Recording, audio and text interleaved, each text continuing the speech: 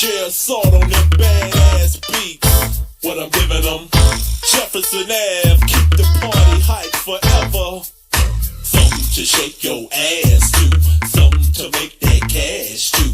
Something to shake your ass to. Something to make that cash to. Something to shake your ass to. Something to make that cash to. Something to shake your ass to. Something to make that cash to.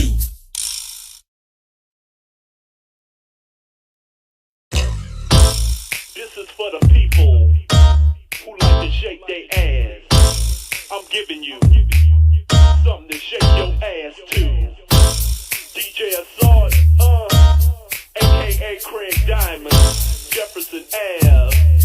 Let's get this shit cracking.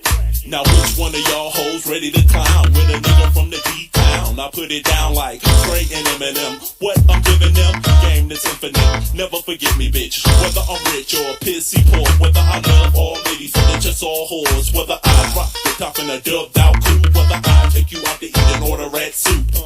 It really don't matter at all. DJ Assault, aka Craig Diamonds, y'all. So what you saying? We gon' get naughty, y'all. Ready to party with the girls with naked bodies, y'all. Okay. So strip tease, get on your knees. Stop me at the clubs with the cops, you'll freeze. Illegal shit, we gon' leave confidential. This is what I'm giving you over this instrumental. Something to shake your ass to. Something to make that cash to. Something to shake your ass to. Something to make that cash. What I'm giving them. Something to shake your ass to. Something to make that cash to.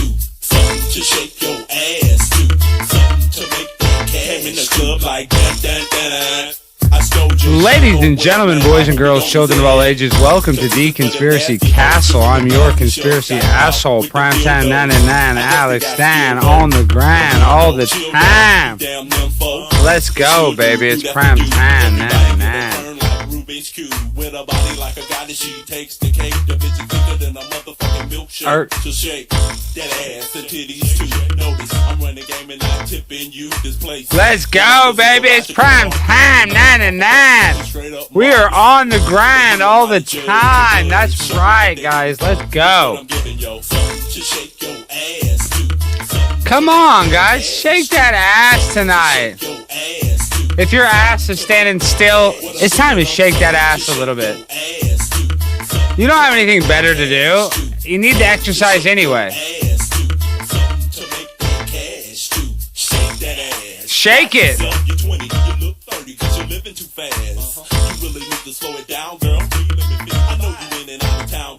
DJ Assault, baby. Sky Bear, my co-host. I'ma call you a bitch and a hoe to the third power. Now hit the shower. Son. You out your mind, baby, you blind. You can't see. So put the song on rewind till it sinks in. And close your legs, something to sink in. Nickname Cicely, her ass is ill. She probably hotter than a George Foreman grill. Let me tell you what I'm giving you everywhere. Something to shake your ass to. Let's go, baby. Something to shake your ass to. Something to make that cash. What I'm giving them. Something to shake your ass to. Something to make that cash to. Something to shake your ass to. Something to make that cash. What I'm giving them. The 24-hour party. The shit don't stop. What I'm giving them. Something to shake your ass to all night long. What I'm giving them.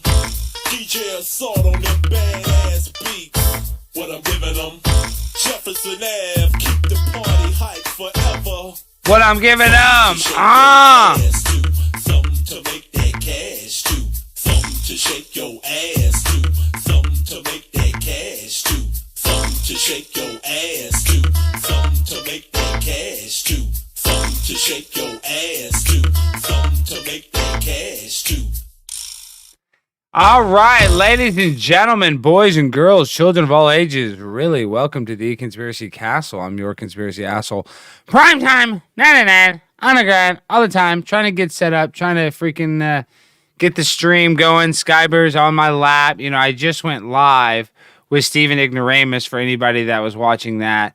And so now I'm just trying to get the chat set up, for lack of a better word. So, ladies and gentlemen, boys and girls, children of all ages, one more time, hello, and welcome to the Conspiracy Castle for the third time. But you know how it is on a Friday night. It's the weekly unwind. We got to, everybody's grinding. We got to freaking relax a little bit. You know what I mean? Everybody's been stressing out, including myself. We're in the rat race. We're in the freaking, we're under the trauma-based mind control. A lot of our family members are going through it. We're arguing with loved ones. I'm having some issues with friends and family over the inoculation. So it's not easy being greedy. It's not easy being a truth seeker, and I guess when I call myself that, it kind of makes me cringe because I don't want to sound like I'm virtue signaling because I'm not trying to virtue signal like I'm not seeking truth because I'm, trying to virtue signal. I'm seeking truth because I feel like the hypocrisy is just it's sickening. It makes it where you almost can't sleep at night. So, so it's just kind of I want to expose it so maybe we can help invoke change. But I'm not doing that because I'm virtue signaling. But it feels like that sometimes when I'm like, oh, it's the truth community. It's the truth community. And really, people will just label you, oh, you're just a crazy conspiracy theorist. So, it is what it is. We got to call a spade a spade. So let me try to get my arm set up. I got this freaking SM7B microphone. Very satisfied with it. How's the audio in the chat? Is the audio level nice? That's one thing I need to also do is interact with the audience more in the chat. I'm sorry. I'm doing a lot of stuff. The Streamlabs OBS, I know a lot of people use it. But for me, I'm not that organized. So, sometimes I kind of have issues with it, with paying attention. That's how it is. Yeah, the New World Order, the political theater. We're about to go through the news. Here, let me get it keyed up right here. The political theater is just outrageous. But have you guys seen this? We got to watch Biden falling down. This is the most egregious thing. Okay, let me do this. So here we go. Let me try to get it set up a little better.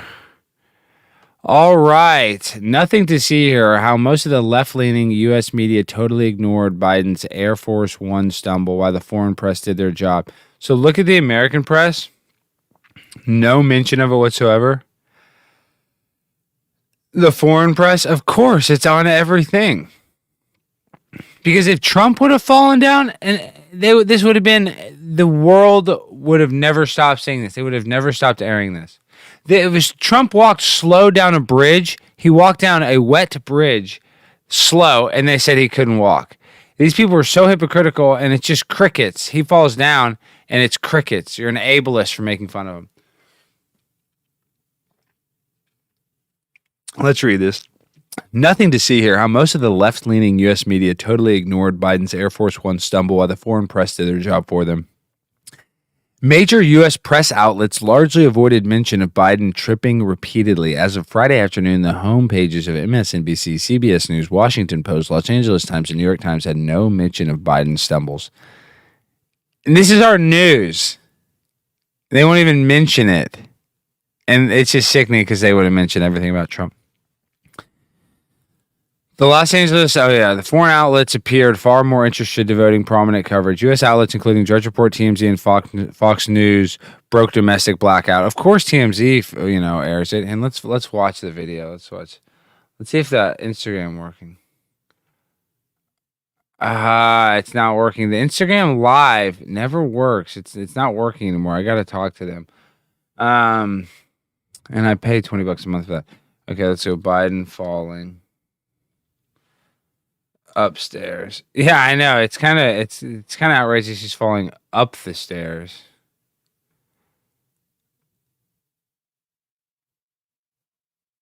Let's see. I don't want to see this junk.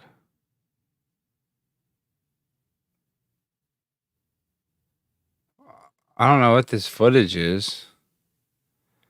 Why is it that terrible footage? No, go by TMZ will have good footage. Where is TMZ? Biden falling.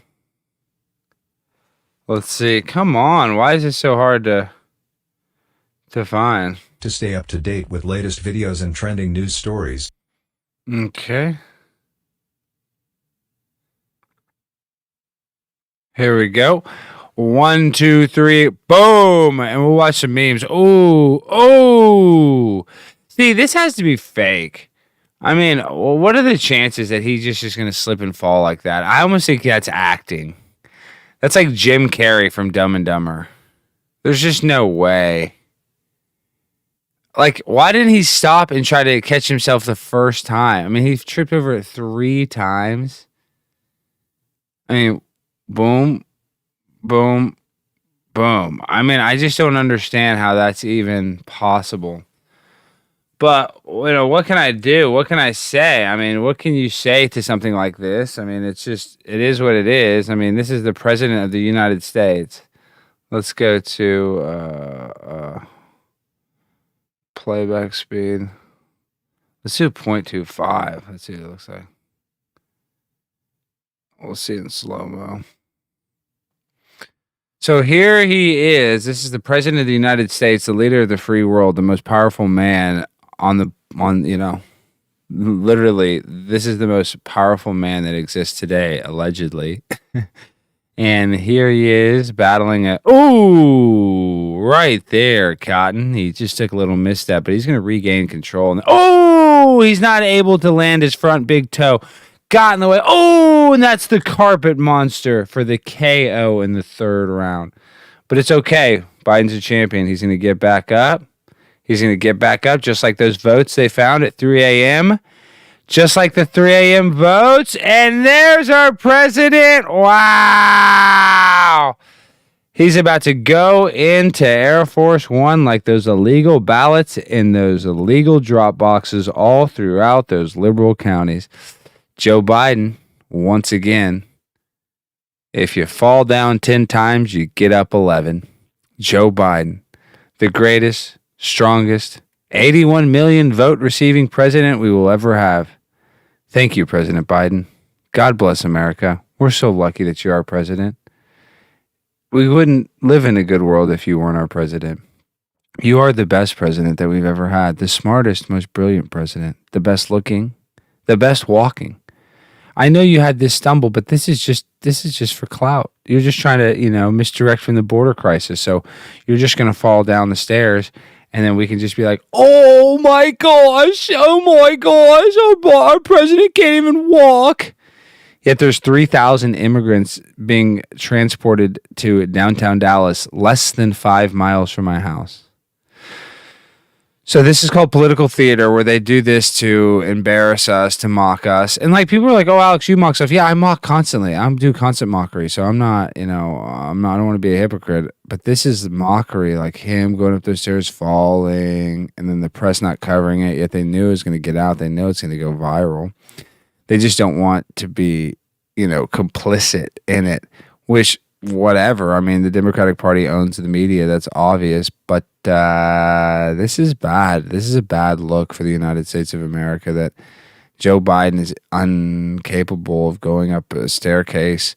And that's a big staircase. I'll give him that. You guys don't look at that's a high. I mean, let's just be real. That's not some little staircase. That's a big old, big daddy, big daddy, staircase. So, let's just be real. This isn't just some walk in the park staircase. This is like the Santa Monica stairs, but this is what we're reduced to, guys. This is the world and reality in which they've shaped for us, which is a pretty weird reality, if you ask me. The fact that we'd have a president that refers to the vice president all the time as the actual president. So, I mean, I don't know. I don't know how many times we need to watch it. I mean, we can only watch it so much. It's hard to watch, but he's just not having a good day. It could have been windy up there. Look at it. His jacket's on there. It is windy. It was windy. Let's be real. But see, the bad thing, though, the thing that's not good is that he fell down while maintaining his hand on the rail the whole time. That's why he didn't fall down the first time. Usually if you have your hand on the rail, you can walk up it because you have that third, you're kind of pulling against it. You know what I mean? So the fact that he's stumbling with his hand on the rail is not a good sign for his, his balance, his coordination looks like it's not exactly, copacetic with, the Earth's atmosphere right? I think the Coriolis effect is getting him. Is that right, Neil deGrasse Tyson? It was the 700-mile spin of the Earth that caused the wind that caused him to knock down. So you can blame it on space. It's not Biden's fault. It's space's fault. Skybear's being such a bitch ass tonight. You see him? He just hasn't left me alone. I mean, when he leaves me alone, then I get kind of even more nervous. I got to have him around. But, well, let me tell you something. I'll tell you this.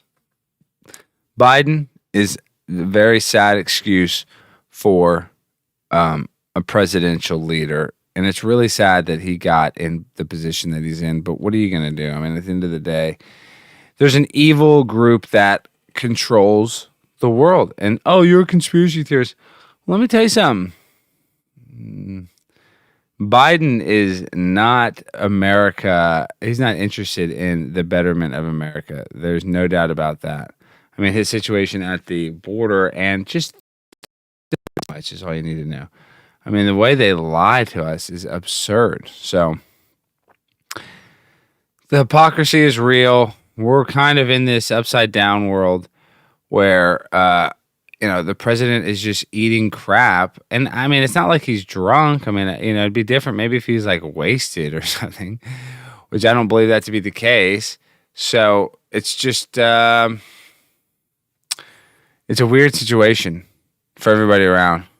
Okay. Oh, did you like that, Marika? You like the interview with Steven? Thank you. Yeah, Steven's a very interesting guy. I can't believe he got arrested for going to the Capitol like that. I mean, they're really... Excuse me, I always burp on air, but they are really going after anybody that was in Washington, D.C., which is, come on. I mean, these people, say what you want to say. Now they're saying the officer Sicknick died of a seizure after the fact, that he didn't necessarily die from that event. So, yeah, I am a shill. $33. That's 100%, Ryan. That's for sure. It's $33, and it's Conspiracy Castle 33. I'm happy that you can see the signs and symbology. Maybe one day you'll see the joke, but I guess there isn't a joke in truth. You can only be serious 24/7. You know what I mean? You can't be the truth or cool guy, I guess. Nobody can be cool. Yes, the White House staffers for the pot thing is the most ridiculous thing ever. So what they did is they said, hey, be honest with us if you used marijuana in the past, because we're going to be lenient on the issue.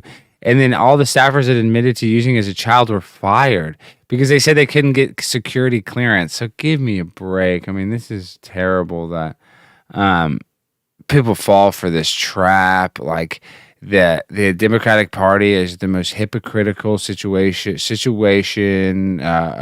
group, organization that's ever occurred because they want to eat themselves. Like, look at what they're doing with Andrew Cuomo. They are going to break this guy over the coals. They got another person, the eighth woman, let me find it. Another eighth woman has come forward and said that she was sexually forward or whatever, that he was sexually harassed.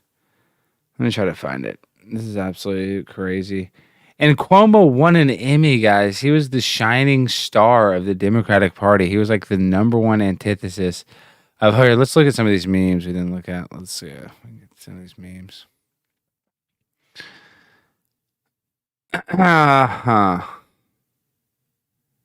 Let's go here. This is terrible. This is one done.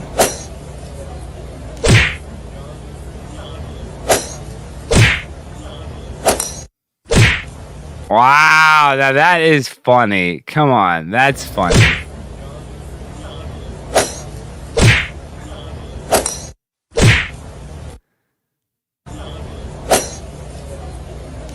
That's good classic. That's just good old clean fun right there. I mean, Don Jr., but Don Jr., they're all crazy. And then, I shared one similar to this. Everybody's. And sadly, that might be the next thing because he's going to have to go up those stairs a lot. So I'm guessing there's going to be an elevator up it. Well, I mean, what is it? I think it was President Roosevelt. There's presidents that have been in wheelchairs that they've hid that fact from us, so they don't tell us what's going on. And Stephen, we didn't get into it enough for those body doubles and stuff. There probably are body doubles. And when he walks, he looks kind of like a nervous double, to be honest. But I don't have any evidence to back that up. It's just what I just kind of feel in my heart that they will lie to us about anything. So the fact that they got like an actor to stand in for him to do his, public relations work, I don't think that's that absurd, personally. I mean, look at this. Everybody's just making fun of the staircase thing.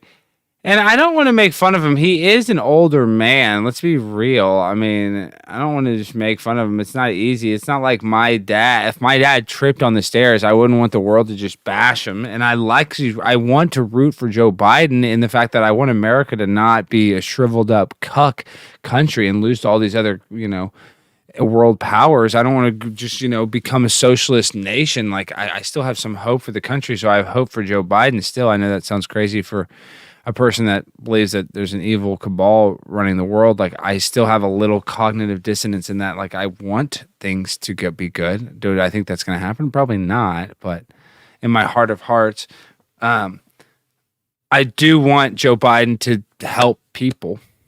Yeah.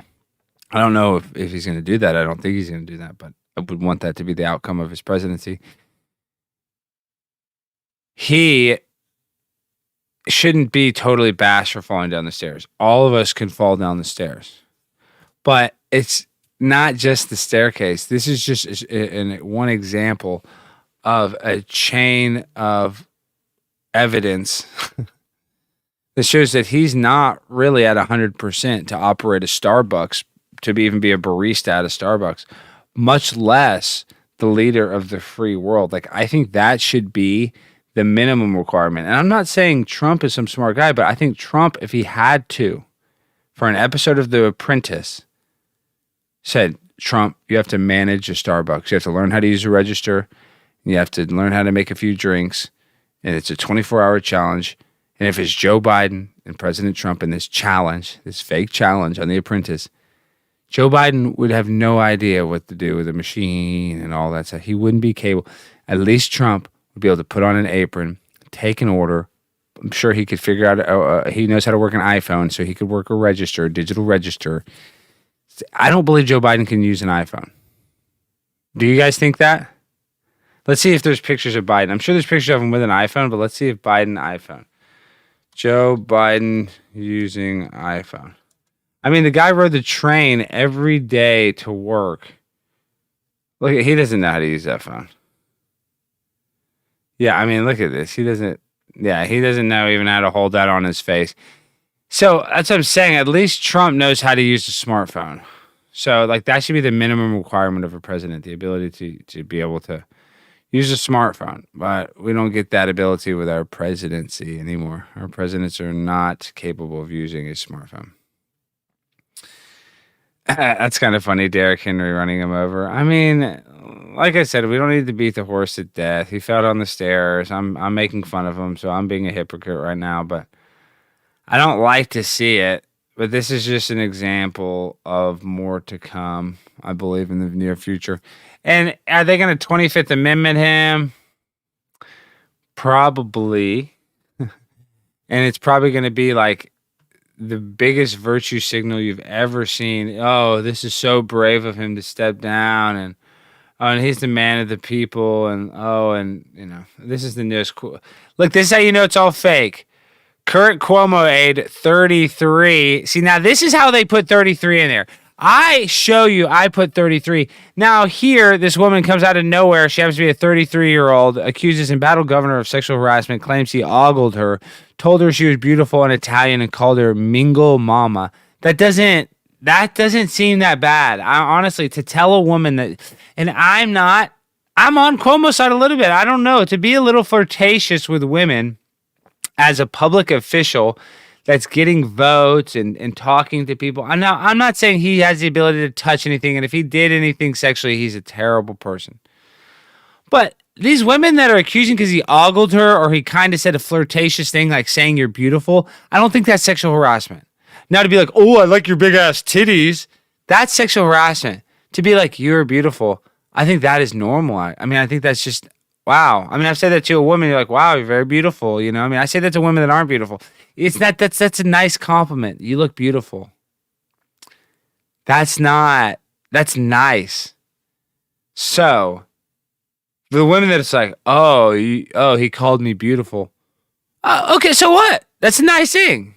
He's going to call you fucked up? You look like trash? Give me a break. Current Cuomo, age 33, accuses the embattled governor of sexual harassment, claims he ogled her, told her she was beautiful in Italian, and called her Mingo Mama.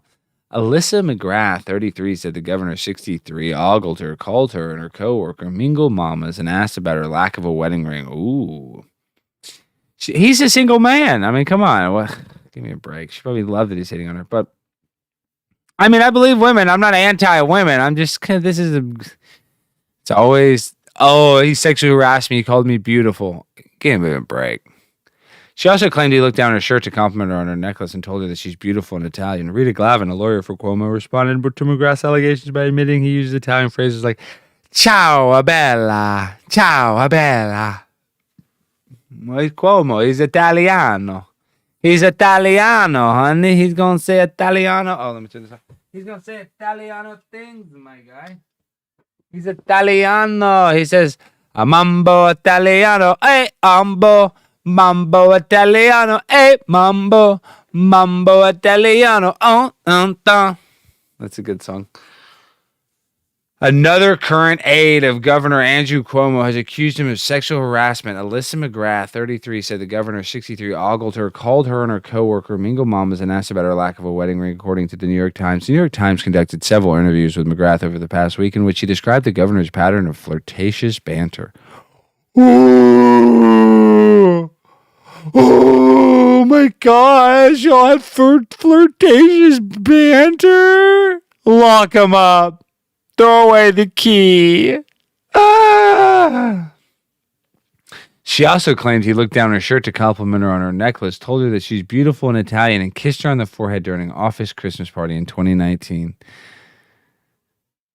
Daily Mail has reached out to McGrath for further information and additional comment. McGrath, the eighth woman to have now accused the New York governor of sexual harassment, also recounted another Cuomo accuser describing her own allegations to her, which were... See, now she's speaking for other bitches now. And women are bitches, female dogs are. These women are nice, but... Now she's recounting other women's stories. Give me a break. Why don't you just recount your own story? There's 3 sides to every story. Your side, his side, and the truth. Come on, let's not... When you a primetime pimp, like primetime 99, Alex, and you know this. And I'm not saying Cuomo. Cuomo's the evil, disgusting guy. Got the nipple rings. I mean, he's terrible. This is what I call in the journalism business a dogpiling. This is Illuminati dogpiling, humiliation ritual. That the story, because Cuomo's fighting it tooth and nail, because he's, hard like a rock, I guess. He's so whacked out. Awesome. Marianne, $3 patron. Thank you, Marianne, for joining the patron. Thank you. If you can see that on my wrist. Let's see if I can take it off. You guys can see it.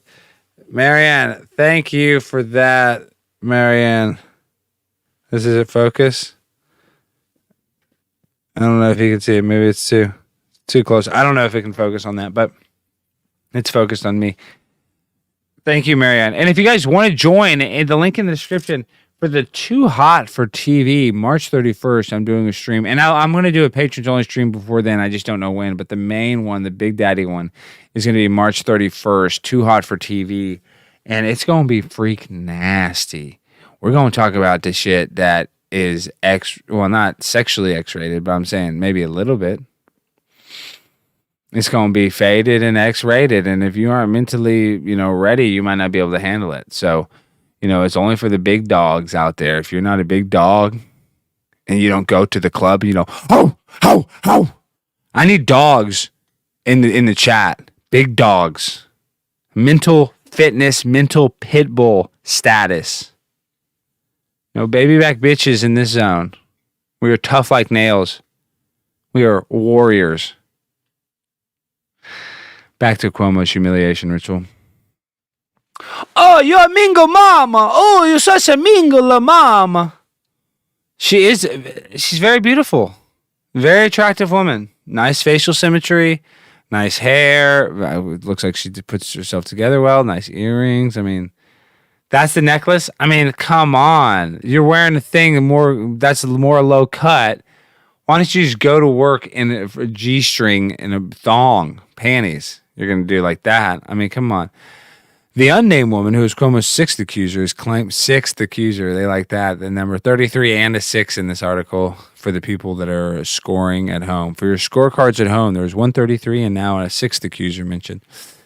The unnamed woman, who's Cuomo's sixth accuser, has claimed Cuomo groped her breast in the executive mansion. She froze when he started doing that stuff to her, McGrath. So she's talking about another girl, but added, but who are you going to tell? McGrath said that the coworker with whom she regularly spoke and talked to about interactions with Cuomo told her that he asked her not to tell about the alleged incident. And then she goes and tells about it. So she's a liar. She told her that, I'm not going to tell anybody. Now she's telling about it. So when you're getting your news from a liar, it's probably bullshit. He told her specifically not to tell me. And Alyssa... Sky Bear. What? No. Man, he is on one tonight. And Alyssa McGrath is listed on See Through New York, a database of public employees maintained by the Empire Center. Sky Bear, what is your deal tonight, dude? He's going crazy.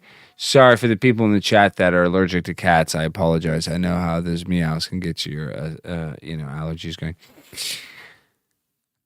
Maintained by Empire Center as being a confidential stenographer with a pay rate of $47,000 in 2018. In 2019, she was paid $64,000 as an administrative assistant. Ooh, she got that pay grade. Let me hear you say, hey, hey, hey. That's what I'm saying. 12 cents an hour for the 8-hour stream. Wow. Is that how it works? I don't think that math is right. But James in Germany, you're a great supporter. Thank you always for supporting James. And $1, you see the link. Please join. I think we're at almost 110 patrons. So the next thing, we're trying to get to 200. Obviously, that's not going to be an easy feat. I'm probably going to, it's probably going to stall out here soon. But we've been gaining really well. So please keep that momentum up. If anybody wants to join for $1, sorry that I'm e-begging, but it's a patrons-only stream. So I want as many people there as possible. That's why I'm making it $1. It's basically free. And if you forget about it and you join for the whole year, it's $12 a year. I'm about to sneeze. My eyes are watering. Okay. Well, let me read back. LinkedIn and social media accounts that appear to have been deleted list her as an executive assistant in the office of Governor Andrew Cuomo. And she told the Times that Cuomo's behavior began soon after she was hired in May 2018. Okay, so this is a fake accuser, 33, and she's talking for some sixth accuser about grabbing boobs, but now she won't say anything. I mean, if you can't see that, y'all can't hear the cats and Skyberg goes crazy. I guess this new microphone is really good. It only picks up local noise. That's the problem though too, because like if I'm over here, you can barely hear me when I'm right here. But if I talk into here, it sounds really nice. I think the volume, the niceness. Hey guys, it's Alex Stein. Welcome to the Conspiracy Castle. It's just a late night. I need to start doing earlier shows. I'm doing these late night shows, and our audience, I think, is not. It's growing, but it's not. During the day, it gives you the ability to stream to people in Europe, so it gives you more of an international stream. So I think that leads to your audience having a wider possibility with the international capability of the stream. So at night, because of the time difference, we don't get a huge international vibe, but we do get a lot of Canadians. So yo to my Canadian brothers and sisters out there, I know it's late. I know it's almost midnight, but what you gonna do here in Central Time? Alex Stein, 99, Dallas, Texas. What you gonna do? Cuomo aid, though. I mean, give me a break. Yeah, I'm gonna start after the March 31st stream. I think I'm gonna get some sort of Patreon schedule. Because I'm not like trying to be, like I said, I'm not really trying to e-bag, but let me talk about that for 1 second. I'll go back to some news. It's not that I'm trying to e-bag. It's that I'm trying to, 99 people in the chat. Thank you guys for being here. It's not that I'm trying to e-bag. It's just that I'm trying to build the patron audience, because then I can stream on a private stream and I can say whatever I want. And then I can just put it on a separate account where the people that want the content that is not allowed, we can put it there, which is awesome. And then it gives me like a motivational tool to be like, hey, this is going to be this stream. I'm going to put in extra effort. I'm going to try to get freaky deaky. And so hopefully I can do it more, hopefully I'll try to do it like a weekly thing, and I'm going to charge more for the Patreon. It's going to go to $10, but for the people that are $1 now, you're going to stay in there, and I'm going to keep it like that for a while. But I'm just saying, like 6 months down the road, a year down the road, it's not going to be $1. For sure, less than 6 months, but less than that probably.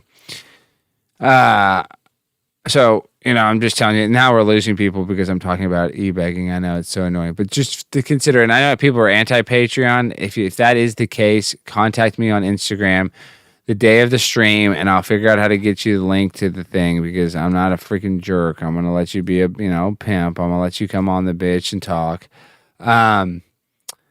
So, come on. Hook a play up.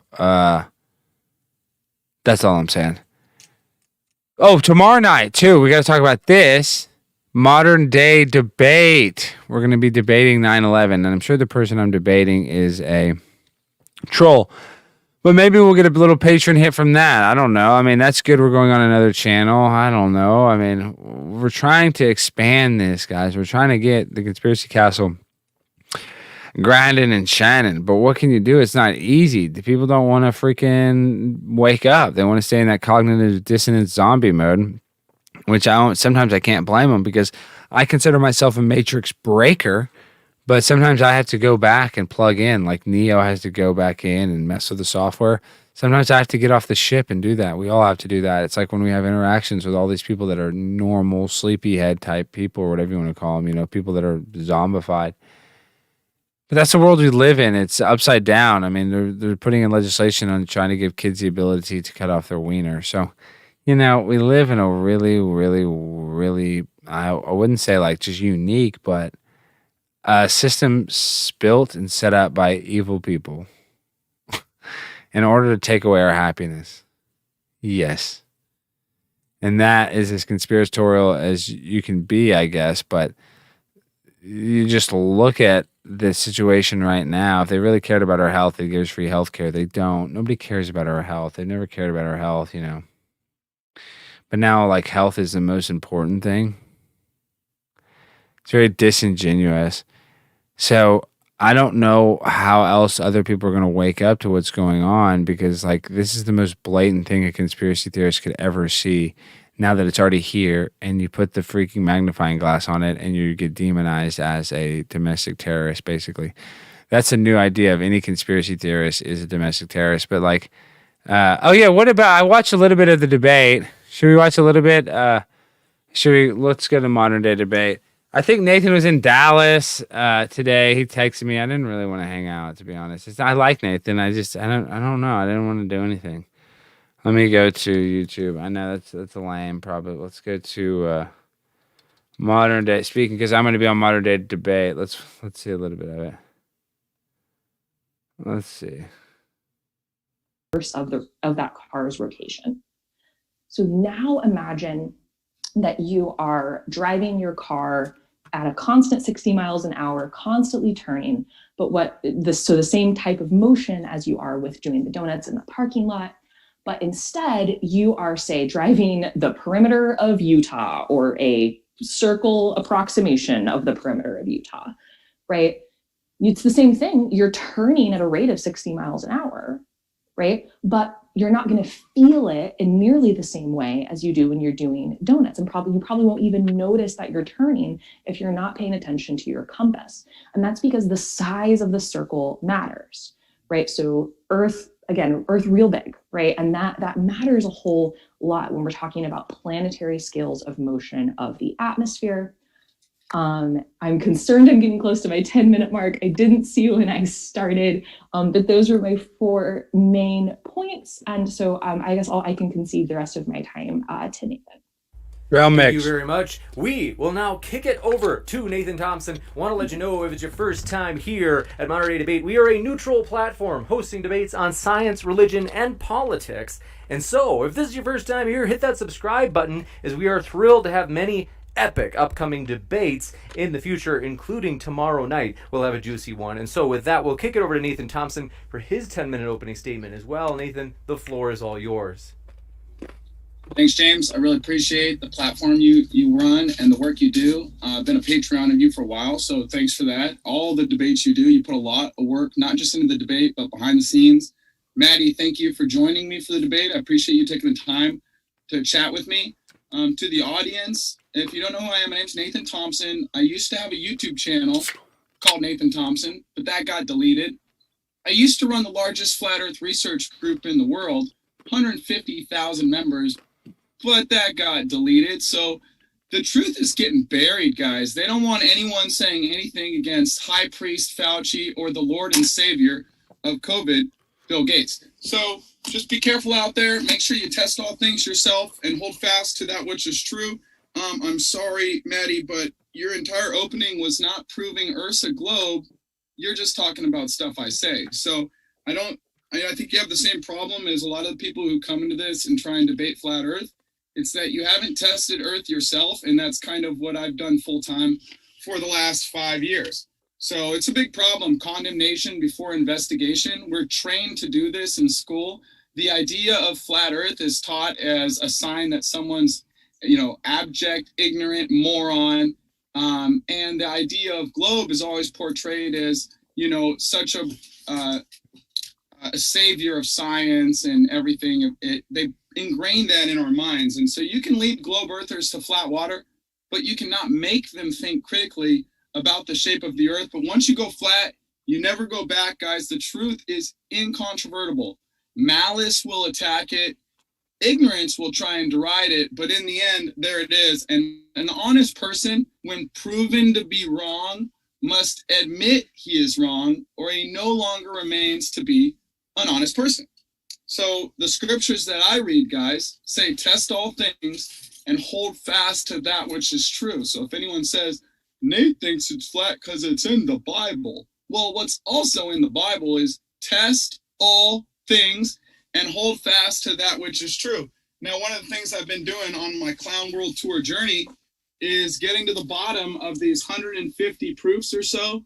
I have memorized that the Earth, I don't know if you can read those, but I did write a mirror image for you guys on the next page. So you should be able to read those. Leonardo Da Vinci did all. I don't know why he's showing that. He was arguably one of the most creative people of all time. So I would look into that for sure. But we've got abyssal planes, guys, accelerometer, Ares failure, airplane level flight, Elias effect, astroarchaeology, which I have done on the tour. Every ancient civilization knew that the Earth was flat. The Bedford level test with Samuel Rowbotham. Bar des Écrins is the world record photograph. You can see 270 miles. There's 50,000 feet of missing Earth curve. I've tested Earth in 9 states and 2 continents.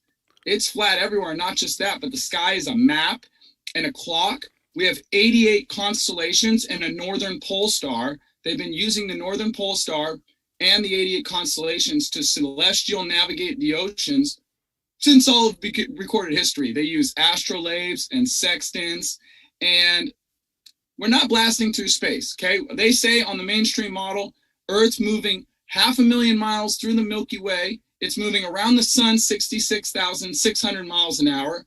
It's spinning faster than the speed of sound, which is 666 knots per second, by the way. And it's got a circumference of 21,600 nautical miles, which is 6 times 6 times 600, by the way, which coincidentally matches up close to the moon's diameter, which is 2160, which is 6 times 6 times 60. But it all works, guys, because of big G, which is 6.67. It's a total joke. Look where I am. I'm sorry that they teach this to children. I'm sorry adults propagate these lies. It's time for us to wake up, remove the scales from our eyes. So if an honest man's proven to be wrong, he must admit he is wrong, or he no longer remains to be an honest man. Thank you, Clark Kent. One of the things I had to face is, am I going to be an honest man and tell people the truth about Earth? Because I've tested it myself. I know it's not curving in all directions.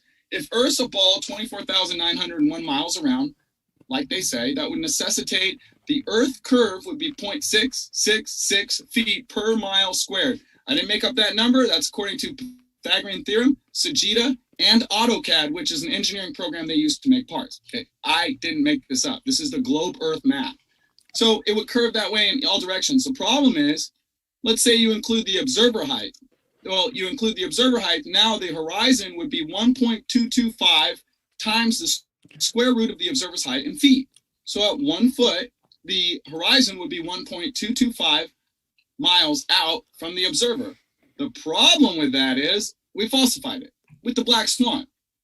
So the horizon is actually 10 times farther than it should be, which means either Earth's 10 times bigger of a ball than they say it is, which would make the circumference of the Earth the orbital path of the moon, which means, well, basically NASA's lying about everything, or the Earth is flat and the horizon is apparent. It's not a geometric physical edge of a ball that boats disappear behind, because we've been doing this for 5 years. Get a high power zoom camera or a telescope. The boats that disappear bottom first, you can zoom in and still see them. Now, telescopes are, of course, obeying the laws of optics. So all things disappear due to the law of perspective. You can't see things forever. We're not Superman, okay? So, and also to everyone in the chat, you'll see people in the chat, guys, calling me Natalie, and they're filled with hatred, and they have Natalie, that's funny. And spend their Friday night like listening to me and talking about me. But the scriptures say, "Blessed are you when men curse you and revile you and speak all kind of evil against you falsely. For my name's sake, rejoice, for great is your reward in heaven." So don't you guys worry. I'm gonna throw a party for all you guys later. Thank you so much for the hate. I love it. If anyone else is a hater and they don't have anyone to hate on, feel free to hate on me. Okay. So that's my time, James, my opener. I can discuss Maddie's points back and forth. I think it's going to be real cordial. She seems really cool. So that's what I got for you, James. You got it. We will jump into the open discussion, folks. Want to remind you of a couple of things. In particular, our guests are linked in the description. So if you'd like to hear more from our guests, you certainly can by clicking on those links. And also want to let you know, we are thrilled, you guys, as if you were listening via our podcast, which we are very excited that we are on podcast now. And so, speaking of, please go vote, rate Conspiracy Castle 5 stars or 1 star. Want to let you know in the Apple the links Podcast. of the speakers are in the description there as well, and so you can also access our guest links through the podcast description box. And so, with that, thank you very much. We will jump into open conversation, which we will, if it gets rowdy, kick it into 2 to 3 minute intervals between the speakers. The floor is all yours. Thanks so much, Maddie and Nathan. So, Nathan, I don't mind if there's something specific you want to chat about, but I would be really interested in talking with you about hurricanes. Okay, great. Real quick, I just want to say, you talked about 2 buddies moving in the car at 60 miles an hour. You remember that? Mm-hmm. What does that shirt say? 2 guys in the car. Security? If the car is stationary, that they're also not going to feel any movement because it's stationary. Correct. Okay. So, yeah. So movement at a constant velocity, right? So, but what we're talking about here is relative motion. So if they're both stationary, then they won't feel it, right? If I punch my buddy, then it's just the force of my arm. If we're moving 60 miles an hour and I punch him, it's still just the force of my arm. The motion of the car doesn't affect how hard I punch my friend, right? So it doesn't affect the relative motion. But if you're in a convertible and you throw a ball in the air, because the ball why does Nathan have that security shirt? That security shirt's hilarious. So that's different, and do you know why? How's it different? Is the Earth a covered, closed container, or is it like a convertible with no top? Why does he have that security shirt on? The reason that the convertible is different than the closed car, and then I will answer your question. The reason that the convertible is different than the closed car is because the wind, right, the air outside is not moving at the same speed as the car. So when you throw a ball, why does he have that shirt on? It's probably smart to wear that around. Probably nobody messes with him if you're sitting in a car. This would be negative motion. So again, that's still relative motion. So if the wind was not blowing, right? Sorry, you're security guard? No, I just got a shirt. 60 miles an hour going over my head, right? Okay. Nathan is one of a kind, man. So he's a good guy. Is the Earth open? So the Earth is not. The Earth does not have a lid. The atmosphere does not have a lid. So it is in fact open to space at a pressure gradient.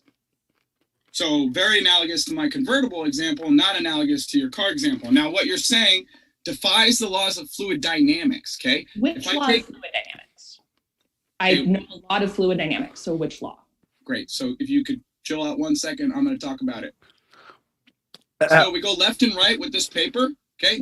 All the air above, because air is also included in fluid dynamics, is not also moving left to right with this piece of paper. What happens is it rolls over the top, okay? And all the air at the top of the car is pretty much unaffected. Now, what you're saying is Earth's rotating and all the air is moving with it, which is not fluid dynamics, not analogous to everything we see in nature.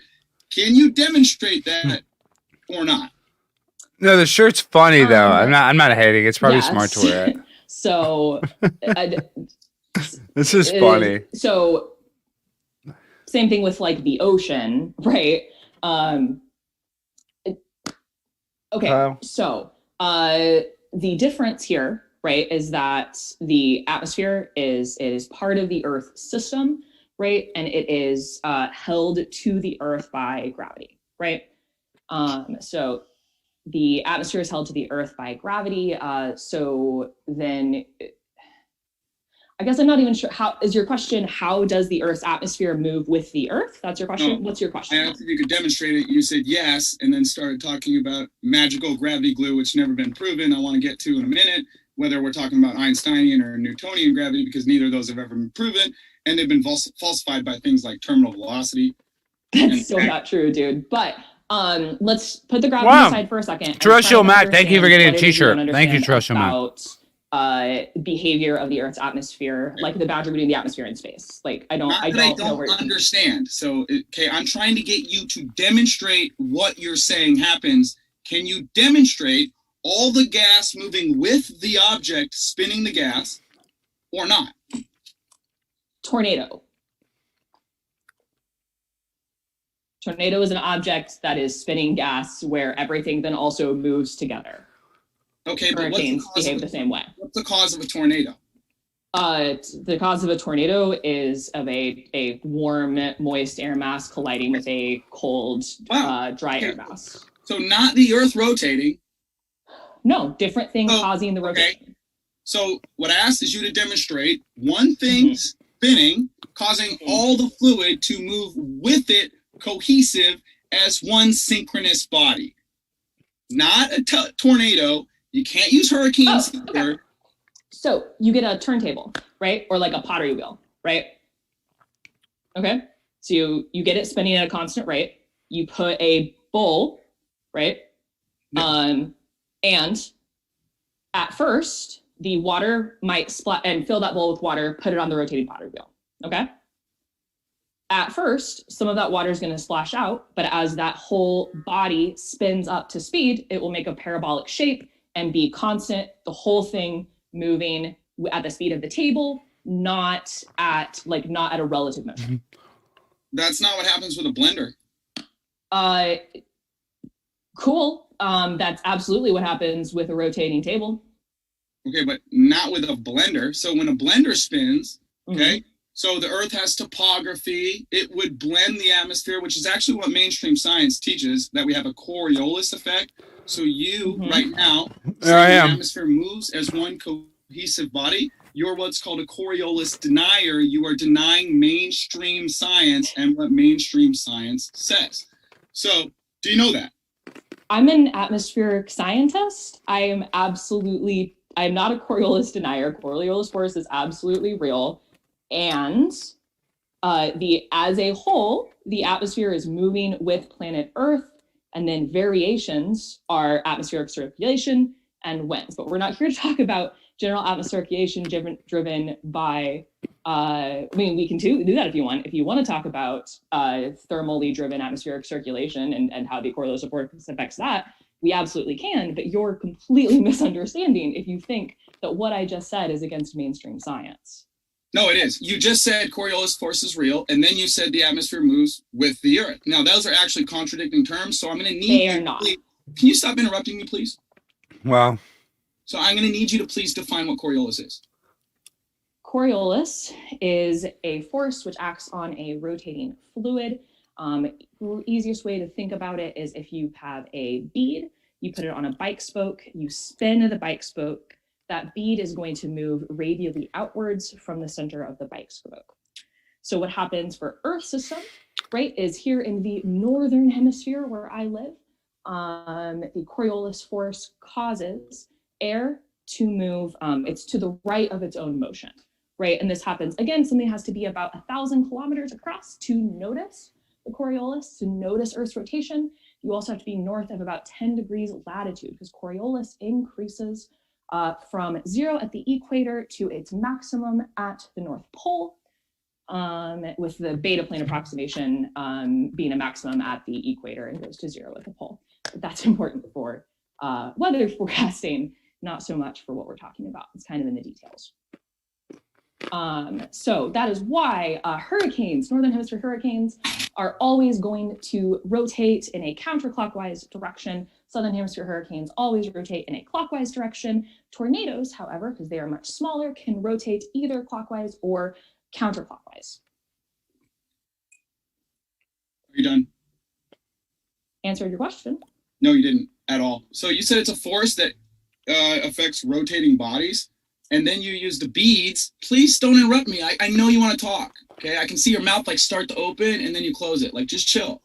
They just being a little triggered. Maybe get a pen, and then take some notes so that while I'm talking, you can respond after. That would be the polite thing to do. So instead of force that acts on rotating bodies, okay, cool story, but very vague. Then you went on to describe not Coriolis, but centrifugal force, ladies and gentlemen. This lady who claims to be studying her PhD said the beads, when you spin the wheel, the beads going outward is example of Coriolis. No, it's not at all whatsoever. That's evidence of centrifugal force. You don't even know your forces. I'm sorry, I don't think you're qualified for this debate. How many times have you tested Earth yourself? And where? And with what equipment? Okay, so first, if I misspoke and did centrifugal, then I misspoke. No, you still got it wrong. It's centrifugal, not centrifugal, okay? Centrifugal. You're talking about two different forces.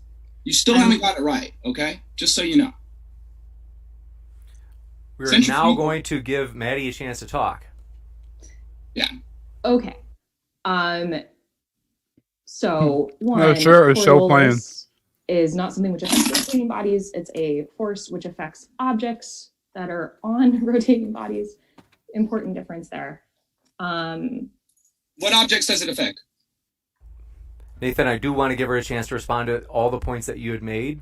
She'd be a little specific. She's super vague, James. I'm trying to get her. What objects? Right, but there were points where, for example, when she asked you what law of thermodynamics, my idea here is let's just give her a chance to respond to all the points you had made. I promise we'll give you a chance to ask that question that you have right now. Okay. So, as I said when I was explaining hurricanes versus tornadoes, Coriolis is going to affect objects on rotating bodies that are of a similar size. You can do scale analysis there to determine what the appropriate size is for the strength of the Coriolis. So of a similar size to the body that is rotating. So that's, again, this idea of what you feel when you're doing donuts versus if you were driving around Utah. So then I would like to get to your second question, which was what have I personally done to test that the Earth is a globe, right? I have personally shot a laser at the moon. That was very fun. That's not going to work. One, that wouldn't work at all if we hadn't been to the moon, if the Earth wasn't a globe, if we didn't understand these things. The moon landing's so fucking fake. Give me a break. That was left there by the Apollo missions and it bounced back. It was very That just shows you how smart this person is. So I've done that. Two, while hurricanes are not my specific field of research, hurricanes would not form if the Earth wasn't rotating. We'll just watch this for a few more minutes. It looks like that we might be losing viewers. Sorry, guys. If the Earth isn't rotating. So if the Earth wasn't rotating, the Great Arctic Cyclone of 2012 would not have... Yeah, she works for Dr. Evil. She shot a laser to the moon. You guys should see the video of them doing that. It's on Mythbusters. It's the biggest joke. They say they shoot a laser to the moon, and then they just a computer prints out a piece of paper. They're like, "Oh, the laser hit it." It's so stupid. What have I personally done to test that the Earth is round? Literally, my entire academic career depends on that being true, or else we couldn't forecast the weather, or else we couldn't. Tropopause polar vortices wouldn't exist, and that's a field of my research. So if the Earth wasn't rotated, if the Earth wasn't. Oh, thank you, Harmon. Okay, we gained views. Good. I do have a question for you. We went from the total. I'm looking at the total. We went from like 189 to 179 for some reason, but that's probably something with D Live or something. Earlier, Nathan, I do want to give Nathan a chance to ask that because I think he had a clarifying question that I rejected earlier. So I'll leave you to do that, Nathan.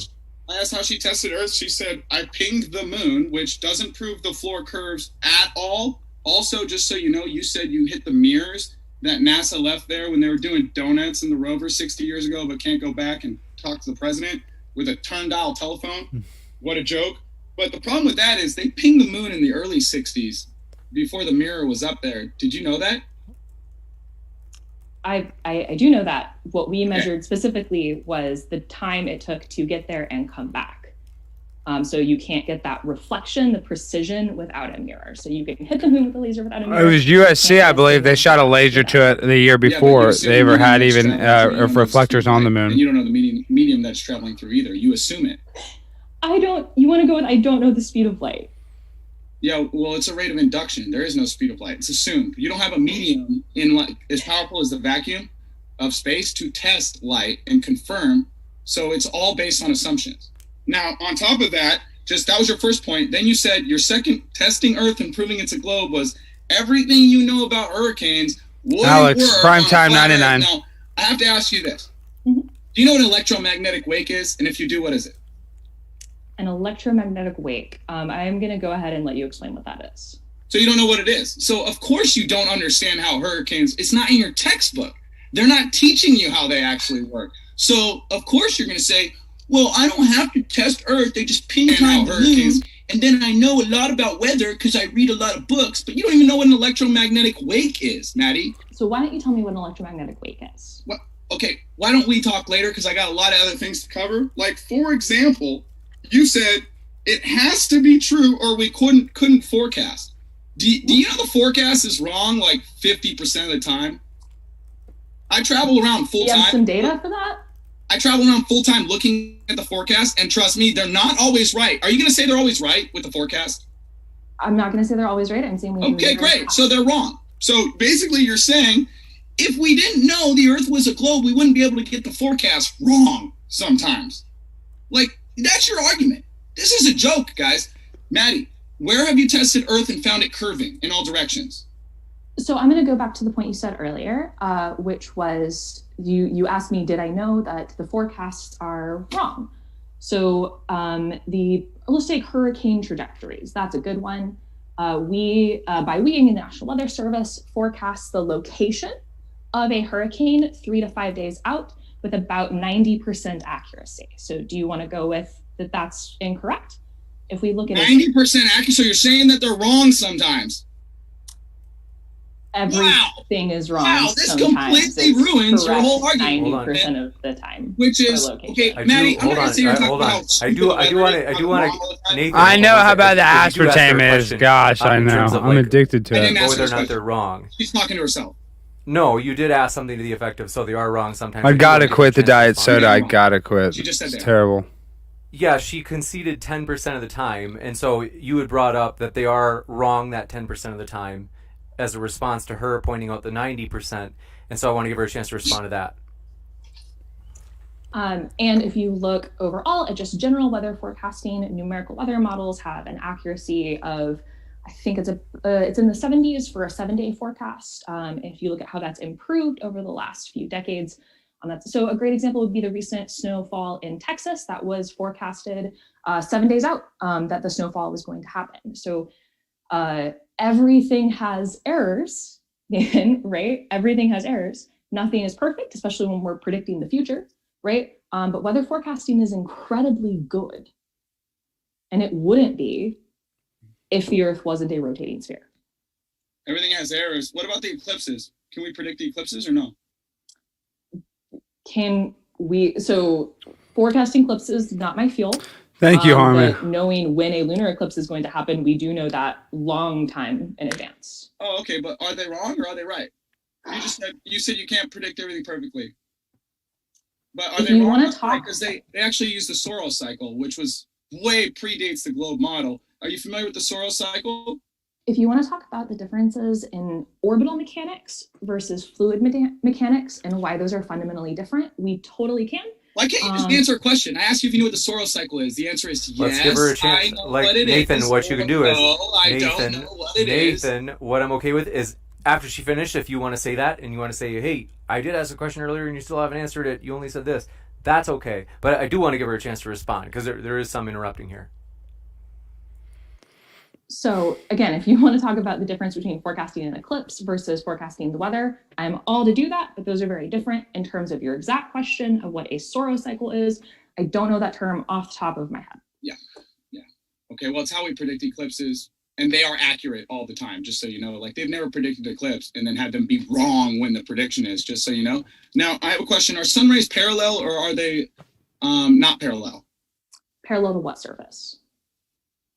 Parallel to each other. Are sun rays parallel to each other? Do they come down? Sun rays. Oh, excuse me. Sorry, I heard rise. It's all good. Are sun rays parallel? So sun rays are the rays of the sun they're propagating radially outward. So very locally, they will appear like, for what you and I can see, they will look parallel, but they're not strictly parallel. So they are Harmon, I can get you on a debate on this show. I can get you on here. What I said was locally, they're going to appear to be straight. But if we think about this from the size of the Earth, sun rays are emitted radially outwards from the sun constantly. So there is an angle. Austin's done multiple modern day debates. Crepuscular rays, not off the top of my head. What are crepuscular rays? Those are the rays that we get from the sun. They're not parallel. They're all converging to one point. You just said they were parallel locally, and that's what we observe, but it's not what we observe. We observe crepuscular rays. Do you know how you create crepuscular rays or duplicate them? No. There's 3 constituent parts you need. Okay. You need a localized light source. You need obstruction, such as the clouds, and you would need some sort of particulates in the air, like water vapor, aqueous particles, dust, that sort of thing. So you can't duplicate crepuscular rays with the sun that's 93 million miles bigger than the Earth, 93 million miles away and bigger than the Earth, just so you know. You need a small localized light. Okay. I'd really like to focus on like things that are my field, right? So I'd like to stick to the atmosphere. If you want to This is all my field. Okay, the atmosphere. Can you have gas pressure without a container? Yes. Can you demonstrate that? Planet Earth. That's the thing you're trying to prove. So you're using circular logic. It's a fallacy. Do you know what circular logic is? I do know what circular logic is. Okay, so other than what you believe Earth is, can you demonstrate gas pressure? I know what circular logic is. Alex Stein, 9/11 debate. Planetary scale processes are only going to happen on a planetary scale. So it only happens first. So I can point to Jupiter, I can point to Venus, I can point to Earth, right? And we can chat about the weight of the air above us, right? But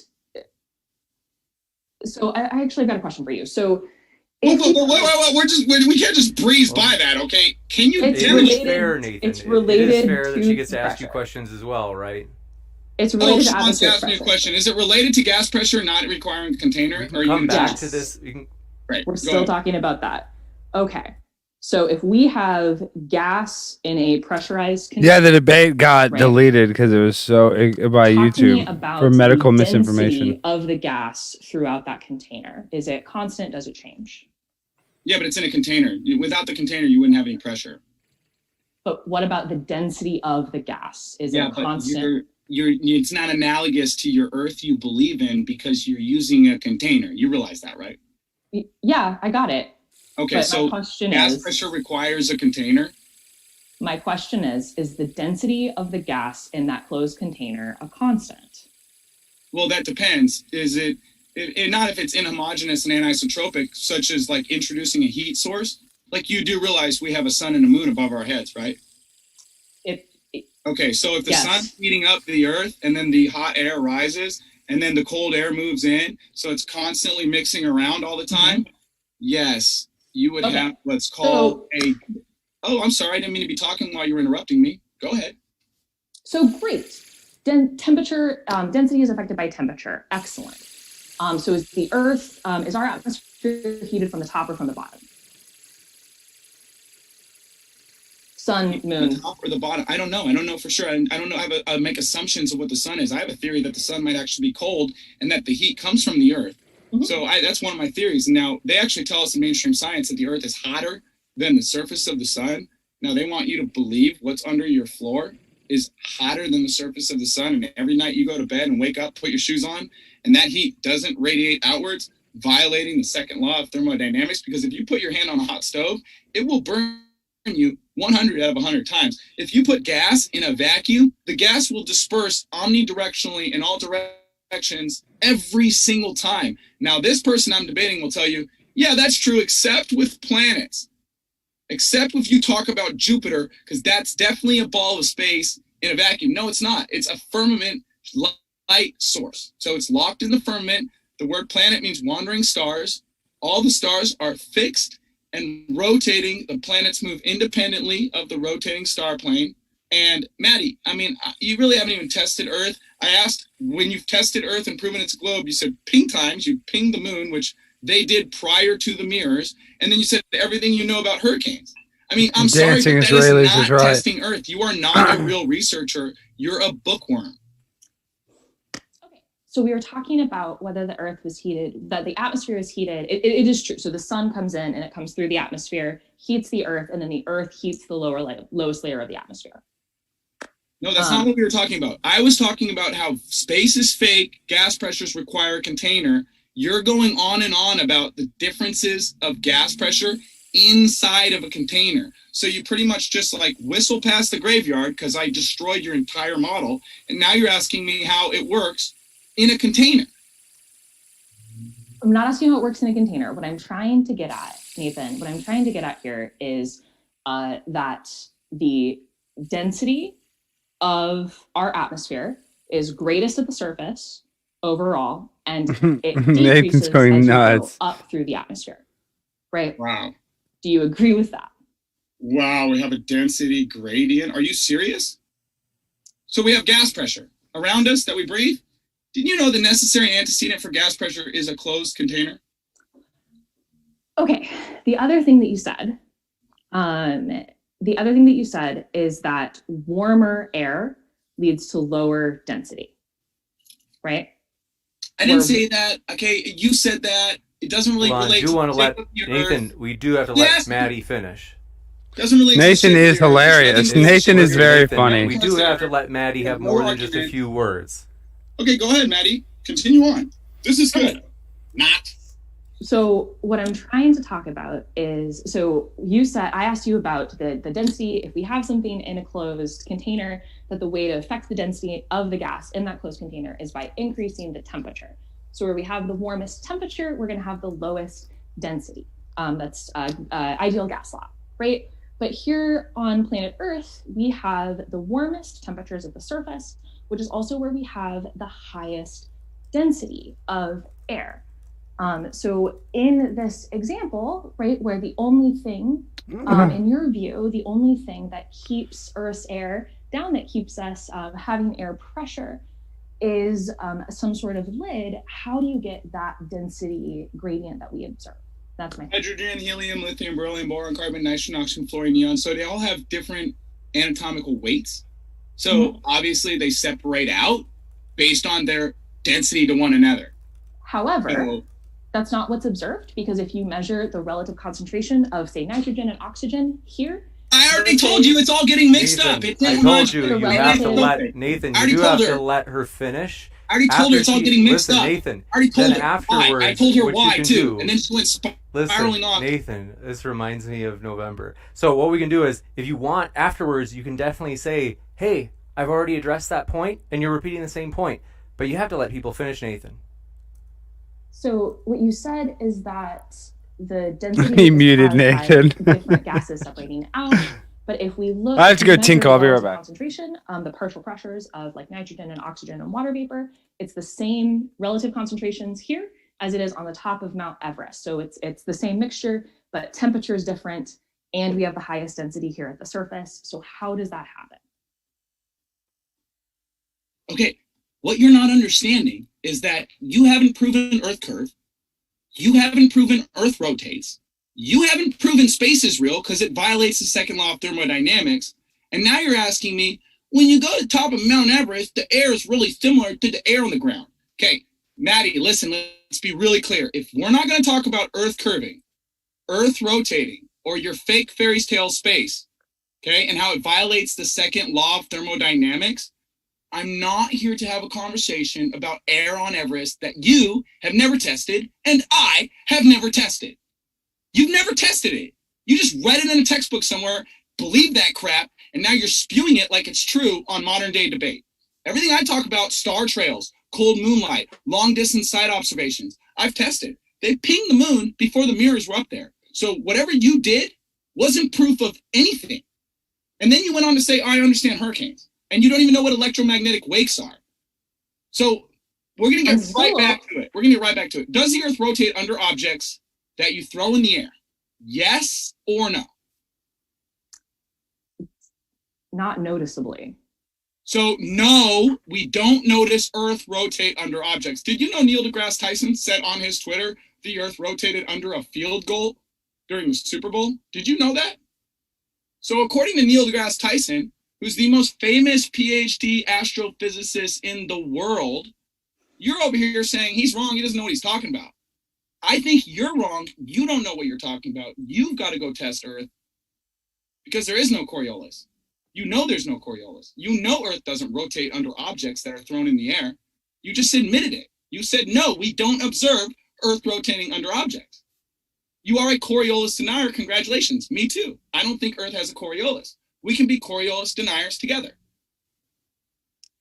Okay.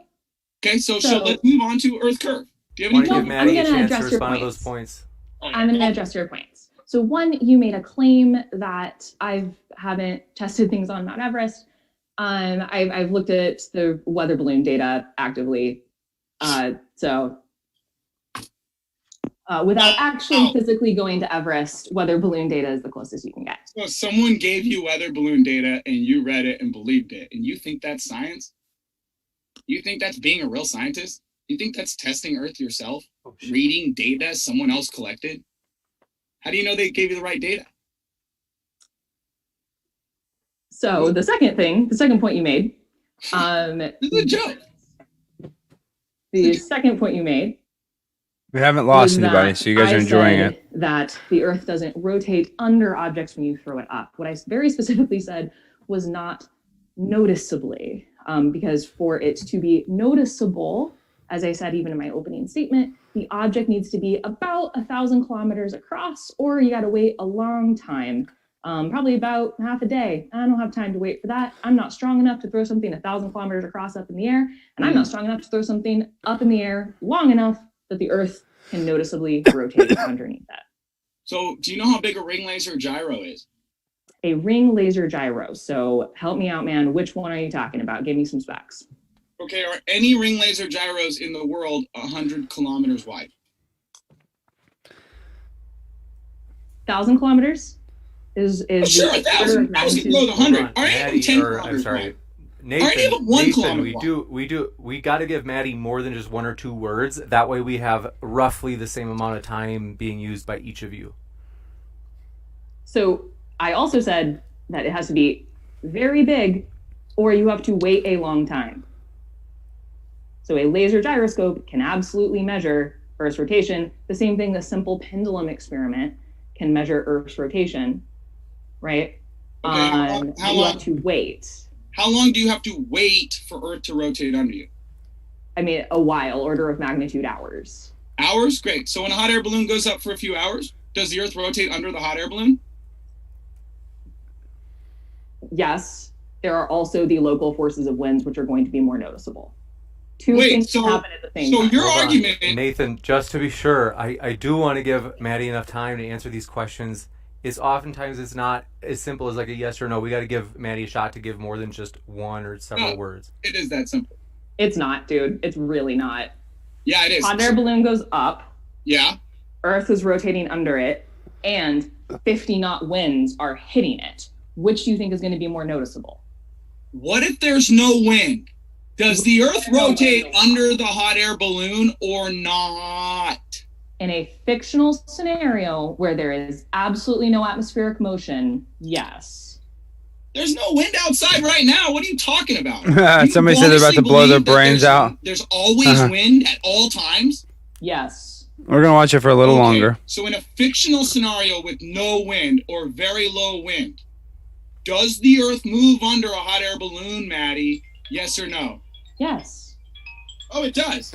Yeah, we're going to get hardcore with the 9/11 debate. I'm excited for it tomorrow. The guy I'm debating is probably a troll, though, so I doubt it's going to be like... rotating under the hot air balloon. Do you know why winds aloft are much stronger than surface winds? So you're going back to wind. Buzzco, this guy is the worst boyfriend. That's funny observation. And then you went back to talking the security shirt's what's so funny for me. And then you said you never. This debate just happened. See, this is me tomorrow. This debate happened tonight. It just ended. To get to that scenario, dude, we had to assume no wind. Thank you, some guy. There is never no wind aloft. There is never no wind. Okay. What about an insect that hovers 3 inches off the ground inside of a house with no wind? Does the Earth rotate under a bumblebee inside of a house with no wind? That's such a nonsensical Nathan, we're gonna let her respond. She can't even respond. She didn't even answer the question. The reason that's a nonsensical question. Oh, so an insect inside of a house. I just told you we're going to give her a chance to respond. I was muting him. Oh, that's annoying, though. The reason that's a nonsensical question is because in this scenario, right, what you need is for, say, the bee to hover, right? And that's not hover in the same spot relative to the floor. That's in the same spot relative, like, to its relative position on Earth, right? So he has to hover here. Bees can't do that.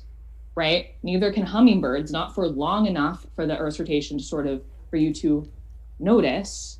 And what you would notice would be very small. So what you can do is hang a pendulum, which will be still and will hover. And that you can absolutely trace out the Earth's rotation. It's yeah, on 9/11, there's no planes like Shanksville. If you want an animal to do it. I believe the planes were edited in.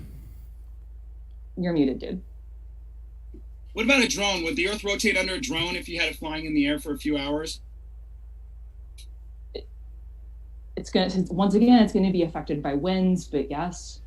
What if it's in a building? Does the Earth rotate under a drone in a building? No. Yes, you're not going to notice it, though. Oh, yes, but you won't notice it. All right, ladies and gentlemen, you heard it here first. Yes, it will happen, but you won't notice it. So it's happening, but you just can't tell it's happening. Make sense? Again, replace the drone with a pendulum, and then you'll be able to see. No, it's not just a pendulum, okay? You can't just have one thing Earth rotates under that you keep going back to. And if the Earth doesn't rotate under everything, it doesn't rotate under a pendulum. You got it? Do you know why the pendulum is special? Like, why do we use a pendulum and not a drone to do this experiment? Why do we do that? It's not an experiment. Sure it is. Why would we do that? No, it's not. Experiments start with an observation in nature. So it's not an experiment. You don't have pendulums in nature you're just randomly coming across. You know that, right? Is your question, do I know that we do not come across pendulums hanging in nature? Or is your question, do I know what an experiment is? Does an experiment require a naturally occurring phenomenon? No. No? Okay, what's the first step of an experiment? The first step of an experiment would be you have a hypothesis and you devise a way to test your hypothesis. That's real, Kyle. Hypotheses, and then you Jaren's background. That's his real. That's what I do all day, every day. Okay, did you know the first step of a real experiment is actually make an observation? Define observation. Observing something in nature, not make a hypothesis in your mind and conjure up things in your mind. Right. You don't even know what the scientific method is, Maddie. I observe that all hurricanes in the northern hemisphere. Well, we're starting to lose people in the overall crowd. We're down to 219 total. Wake is, and then you ask me to tell you what it is. We might have to end this soon. If you guys like, professor, okay, I'm here to debate you. You were supposed to submit. If you guys like this, type 1 in the chat. If you don't like it, type 2, because we're lost about 10 people in the overall total, but we're normal on the Conspiracy Council main channel. If you guys like this, we'll watch it for another few minutes, but if you guys want me to change it, type 2. If you want to keep watching, type 1 in the chat. Evidence Earth's a spinning tilted globe, and I was supposed to show you, no, it's wrong. So far, you have not presented any evidence of Earth curve. You've contradicted yourself over and over on Earth rotation, and then you talk about gas requiring a container when that destroys your entire heliocentric model. So I never Maddie, this is bad. You go to question Nathan, I want to give Maddie a chance to respond. It's so mixed. Wow. Let's see. 99. I like that. Close to it, but I do want to give Maddie a chance to respond. And I do also want to give Maddie a chance. If you have any questions, Maddie, I want to give you a chance to ask those as well. Okay. We'll watch for a few more minutes, not that much longer. I've claimed that I have not, so I just want to make sure that that's clear. Buska likes it. You do not. He's being unbiased. You do not need a lid for the Earth to have atmospheric pressure, right? We have atmospheric pressure, and we have 33 that we observe because of the fall off by 1 over distance squared of gravity. Harmon doesn't like it, huh? I'm surprised. Surface, we hold more things, weakens as you go away, density decreases. It's a very simple relationship. I would have thought Harmon liked it. Force of gravity is in fact much stronger than the density gradient you get from heating. 2, you said I don't know what the scientific method is, or I don't know a lot of these other things. I have a deeper understanding of the scientific method than what's taught in 4th grade, right? So you can quote a textbook at me. You can quote. Is Nathan vaping? What does he have in his hand? Is that a vape? That is all well and good, but you're definitely misrepresenting points, and you're misrepresenting how the scientific method works. 2, all of the points I've brought up regarding behavior of Earth's atmosphere, Coriolis, which absolutely is a real thing, and behavior of hurricanes, behavior of density, behavior of atmospheric density and atmospheric pressure and things, and concentrations. These are all things that are perfectly and easily explained. These observations, right, make perfect sense with a globe Earth held together by gravity, where the atmosphere is held down by gravity. And they don't make sense, to my knowledge, of how a flat Earth would. When he gets to the camera with that security shirt, it says security all clear. That is so funny to me. Things like that. Wow. Then there's no value to your model, right? So if it can't make predictive power, which globe model can, again, that's how weather forecasts work. And lots of other things. I'm just most familiar with weather. So I think that's going to be my point. If you haven't been able to address any of the issues I've brought up with something flat Earth would need to be able to explain if it were true, right? You haven't been able to do that, and in every instance you've responded not so much to my points, but by changing the topic and by becoming incredulous, which I think is a good debate tactic, but it's not the best for like honest conversation. And so that I'm okay to go. Look at my picture, guys. To go Narcissist of the Year award, or Demar's debate. Unless Nathan would like to respond. Sounds like we're ready to go into question time. Want to let you know, folks, okay, hold on. We're about to end this. We appreciate you hanging here, whether or not you are flat Earth, globe Earth, you name it, and want to let you know our guests are linked in the description. If you want to hear more, and that includes if you were listening to us via podcast, want to let you know our guest links are in the description of the podcast as well. We really do appreciate you hanging out with us, like I said, no matter what walk of life you were from. And with that, we will be going into the Q&A. And so, thanks so much. This first question, let me just... coming in from... Hey, James? Yeah. We're going to skip all the rude questions because I got better things to do, okay? Yeah, we do want to remind you out there, folks, that we would like to ask you to attack the arguments rather than the people, and that includes Maddie as well, and even Nathan. So, basically, kidding, Nathan. We are going to jump into this with our first question. Oh man, you guys can ask me the rudest questions tomorrow. I'm having trouble. You guys asked me the rudest questions. That was so funny. Nathan skipped the rude questions. With me, I only hope it's rude questions tomorrow. I hope it's only rude questions about me. That was really good. No rude questions. No rude questions allowed. Come on, Nate. Who gives a shit? You know they're all trolls. Thanks for your question. Kango24 says, lights in the sky change color sometimes, quote unquote. Nathan Thompson, science communicator. Science, is this one of your claims, Nathan, that lights in the sky change color sometimes? And in particular, can you remind me what the context of this is? Yeah, because Globers say... Nathan eating? See, I eat on my show all the time. I'm not going to eat on a debate. Well, maybe I have. I don't know. I'm making fun of Nathan. I do it myself. They have a selenelion eclipse where the lunar eclipse is observed to a single observer above the horizon while the sun is still can be seen to the single observer. They call it the impossible eclipse. So really, guys, how do lunar eclipses work on the globe model? So I just say, yeah, lights in the sky, they change color sometimes. Big deal. The floor is flat, you can test it.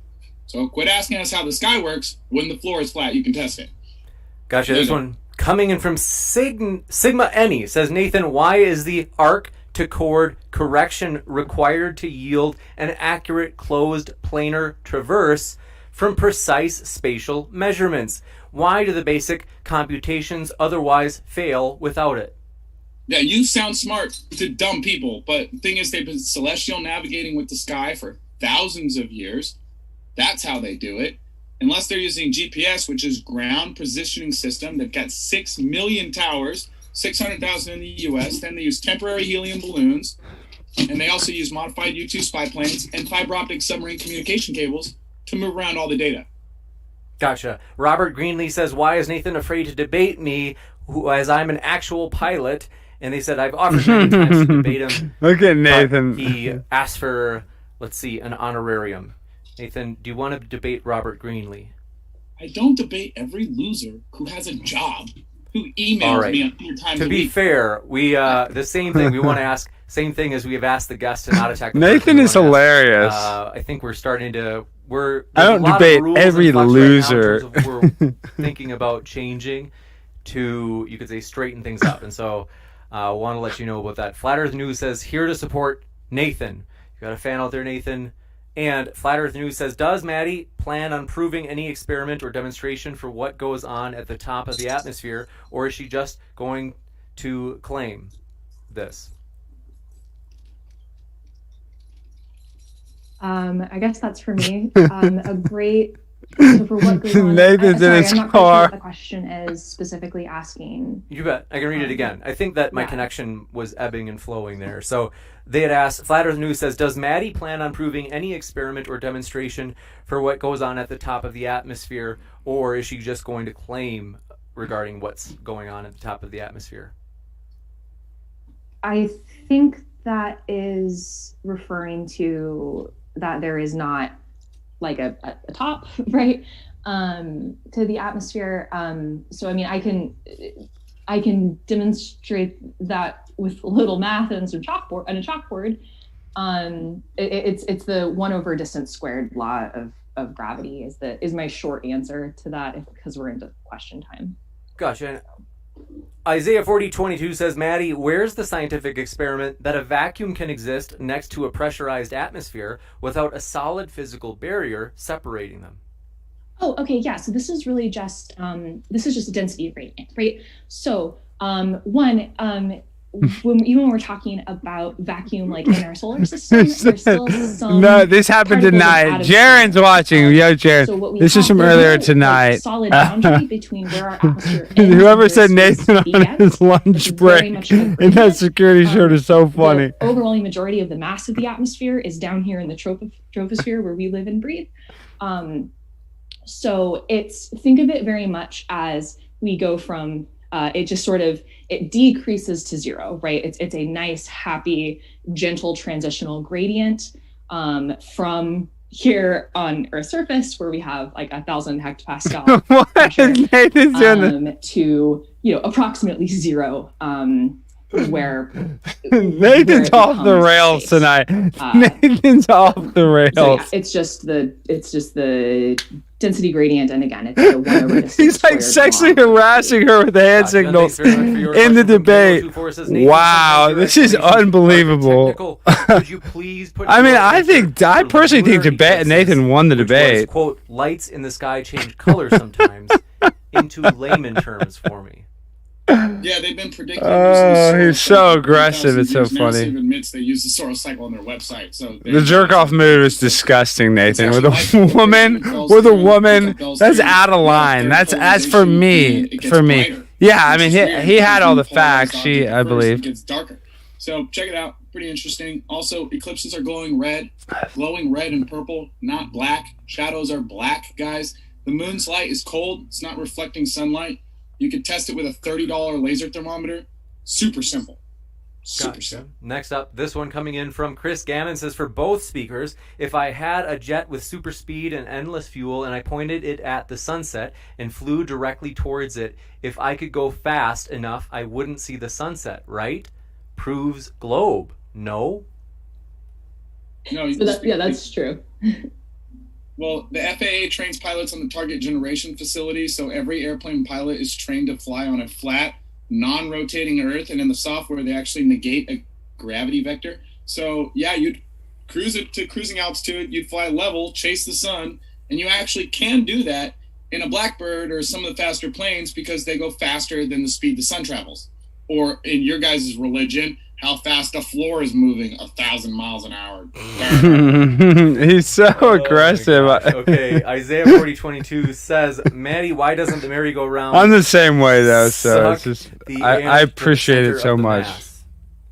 Yeah, no, it's the same scale analysis. So the ant is small enough that it's not really affected by the rotation. Gotcha. We almost had 200 on YouTube and it went down. In from Jordan Smith. Says, how's people Austin? Don't like this that much, but we're almost done. Next up, there's not much time left, I don't think. Next up, Chris Gammon says, let's see, never debate and drive, Nathan.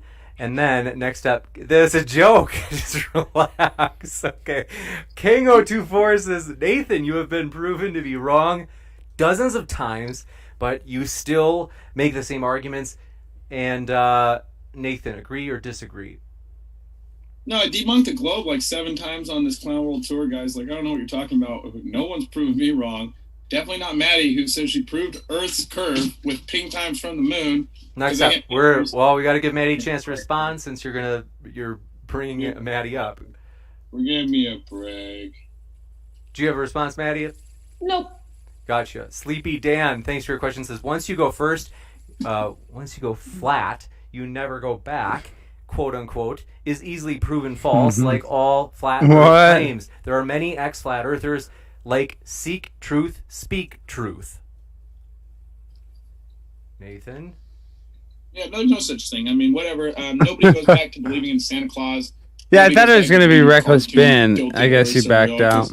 Bunch of liars on wires and fools in pools told us that is true. Like, give me a break, dude. Next up, question the answers says the lines are being drawn. Every knee shall bow, steadfast, beloved. The truth defends itself, all for God's glory. Those who seek truth find it simple. Okay.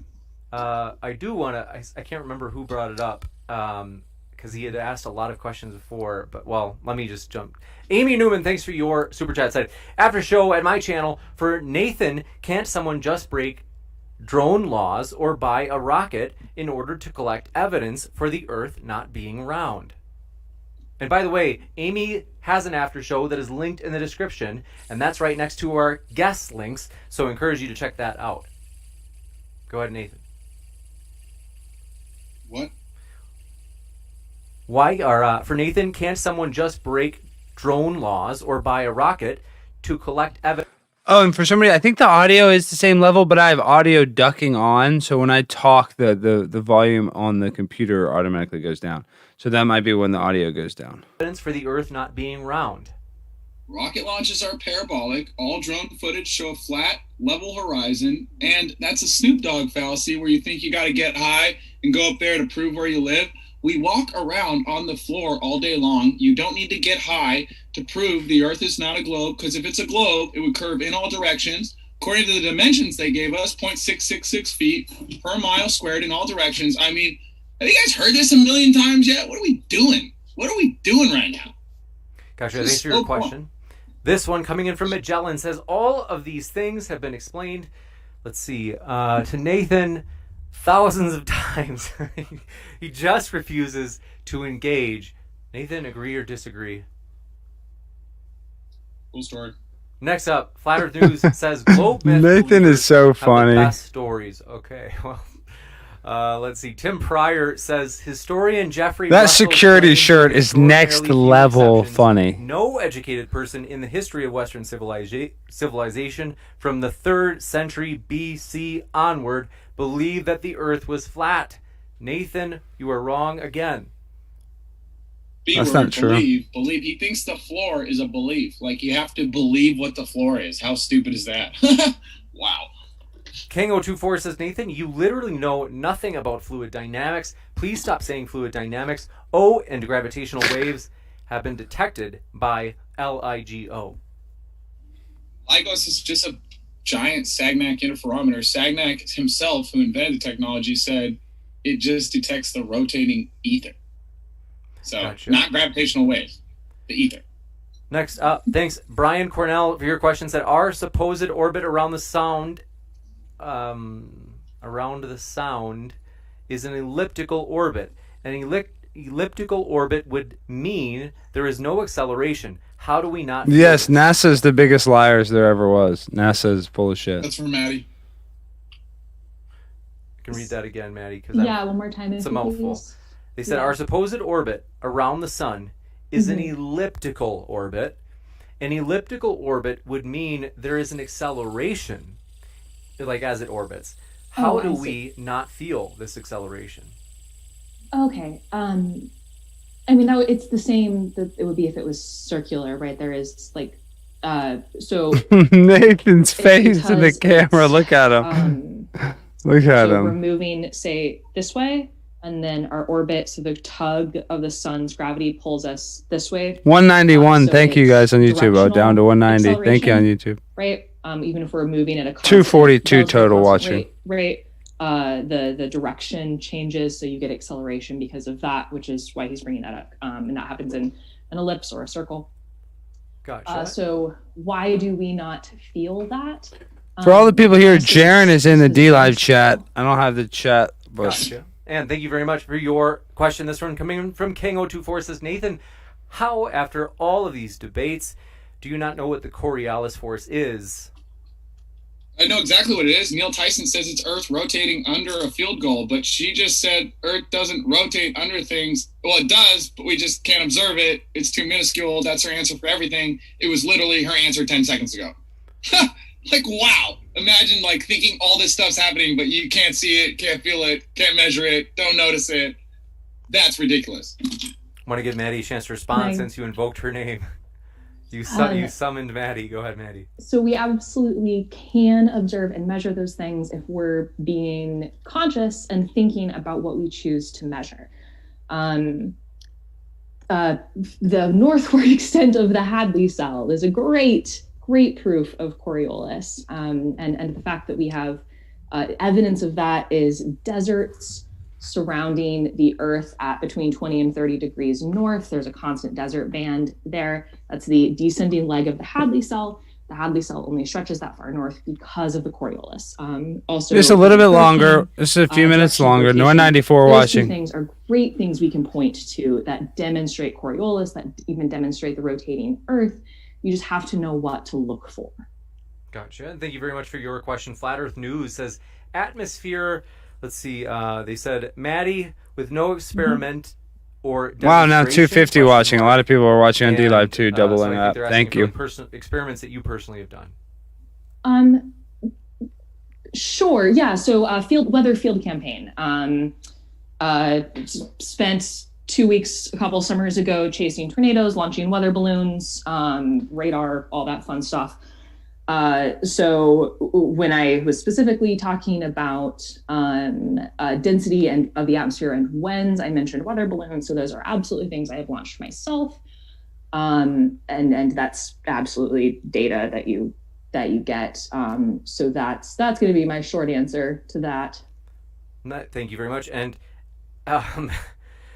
let's see. F YouTube says, if heaven is going to be full of people like Nathan, let's see. All right. Then I don't want to be there.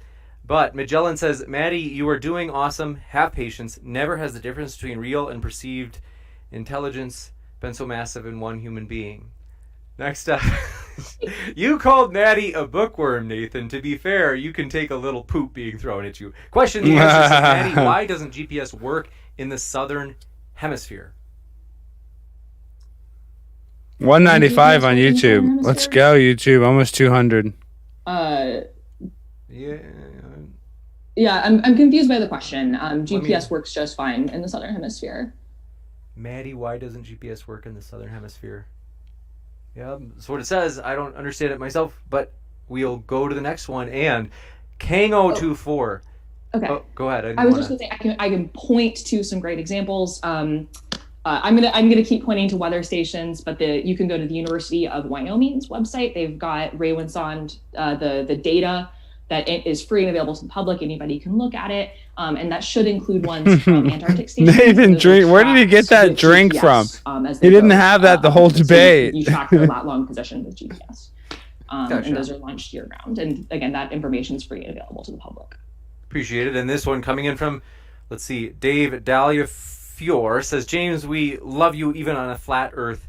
Thank you. That's kind of you. 198, almost 200 on YouTube. Come on, let's go, YouTube. Says, almost 200. Says, moderator. 199. Please, moderator. Okay. Next up, Nathan, are you there? Yeah, I'm here. Wow, 200 watching on YouTube. Everybody on YouTube, type 200. NASA and their goofy astronauts caught on wire harnesses. Thank you, Kirk. Are you a NASA shill, like Fight the Flat Earth? So I'm not a NASA shill. Certainly not. I mean, full disclosure, I did briefly work for NASA. I'm not a NASA shill, but I work for NASA. I measured the moon. It was very, very fun. I measured craters on the moon. Give me a break. Wow, 200 NASA. They're lovely folks.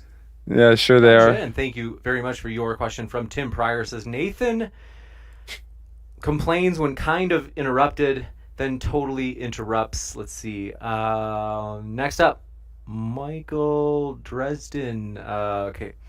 That is, we're skipping that one. K124 says, let's see. James, please ban me from your channel. Let's see. Okay. Gotcha. Skylar Fiction is in the house. He says, Maddie is amazing. Her patience is incredible. Raven Zero says, James, I know you, let's see, brought Nathan, but come on. Okay. And then Magellan, looking for more serious questions. Appreciate it, folks. Says, basically they had said, but his behavior is unacceptable. And let's see, thanks for your... My behavior is going to be even more unacceptable tomorrow, if you guys can believe that. Thank you for your kind words. And Magellan says, Nathan, you are shockingly unaware of how reality works. Philly Evie says, can we ask Nathan why he consistently, let's see, and I would say this to Nathan and Austin's face. Let's see, what was the... I don't think those guys eat a lot of food, and I overeat, so maybe because I'm just a fat ass always eating. And he's drinking a shake right there, but those guys are really lean. Nathan's always posting pictures of like how these guys don't eat a lot. I can't remember.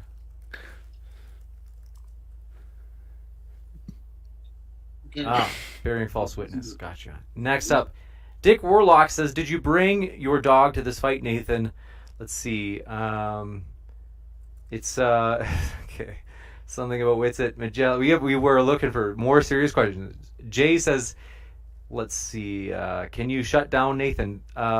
We did make sure that Natty was able to talk, and Natty seated at the end. So, truth. The website's just, I'm going to develop with Jaren. It's just going to be behind a wall of exclusive Conspiracy Castle content. Is it Saros or Saros? Cycle is a rational approximation for aligning synodic and draconic month. The only 189 on YouTube, but 268 total. Wow, we bumped up. 268 watching total. These cycles precisely. Flat Earth doesn't at all. They developed those cycles before they even knew Earth was a globe, and you don't even have a three-body equation for mass, so you can't pretend that you're calculating for all these different bodies, mass, gravity, bending space-time, and then saying where everything's going to be in 3 months or 3 years. That's a joke. All you did was hijack the Flat Earth model. All the researchers, the Celts, the Phoenicians, Hipparchus, the Mayans, all of them knew how Flat Earth worked, and the sky was a clock and a map. Well, 50 are watching on D-Live. Thank you, guys. All 50 on D-Live. Magellan says, Nathan, in what ways are predicting eclipses and the weather similar? You're so totally wrong. Yeah, well, she was saying that you can't make predictions all the time perfectly, but we do predict eclipses perfectly, so that's why I brought that up. Wolf von Hinslick, good to see you again, says, Nathan, your quote-unquote container you were asking for is the force of gravity. Please demonstrate a pressure gradient inside a container, you muppet. Well, 1, gravity hasn't been proven, and 2, gravity's not a physical container, it's a force, and 3, at Earth's surface, gravity doesn't keep all the gas down, gas moves in all directions, and at the surface is where gravity's the strongest, so I'm sorry, saying gravity like a muppet just makes you scientifically illiterate. Next up, King024 says, Nathan, do you think cold moonlight might violate the second law of thermodynamics? No, nothing violates the second law, or it wouldn't be a law. Okay? Next up, Tim Pryor says, fog, Nathan. It's a form of gas. It stays close to the ground. No container. Fog is gas? Isn't that just aqueous particles in the atmosphere? What are you talking about, bro? What element is fog made up of? Next up, this one coming in from Angel Garay says, Tyson also... Hey, real quick, somebody in D-Live donate a lemon or something. I want to see if the donation screen pops up. So I just added a widget. Now, I didn't realize now we got lemons on D-Live. We're back to lemons. I have a pretty good balance now. I got 50,000 lemons in my balance. Wow, that's almost like $400 or $500. But somebody donate me a lemon real quick because I want to see if it plays on the screen. Anybody on D-Live, if you guys want to help a brother out, donate a lemon. See if the notifications play on the screen. Said that Flat Earth thank you, Bucks County Bear. Nathan. Thank you. Wow, cool story, bro. Sigma Any says, Nathan, why is the... Oh, we read that. And then out inside the open said, Japan and the Pacific Northwest have traded tsunami on several verifiable occasions in the recent past. Does the Flat Earth map not make this possible? Thank you, Jaron. I don't have a map. Never claimed to. I'm not a cartographer. Next. For? What was it at? What was it, Maddie? I was asking who that question was for. I was going to rant about extratropical transition hurricanes, so nobody wants to hear that.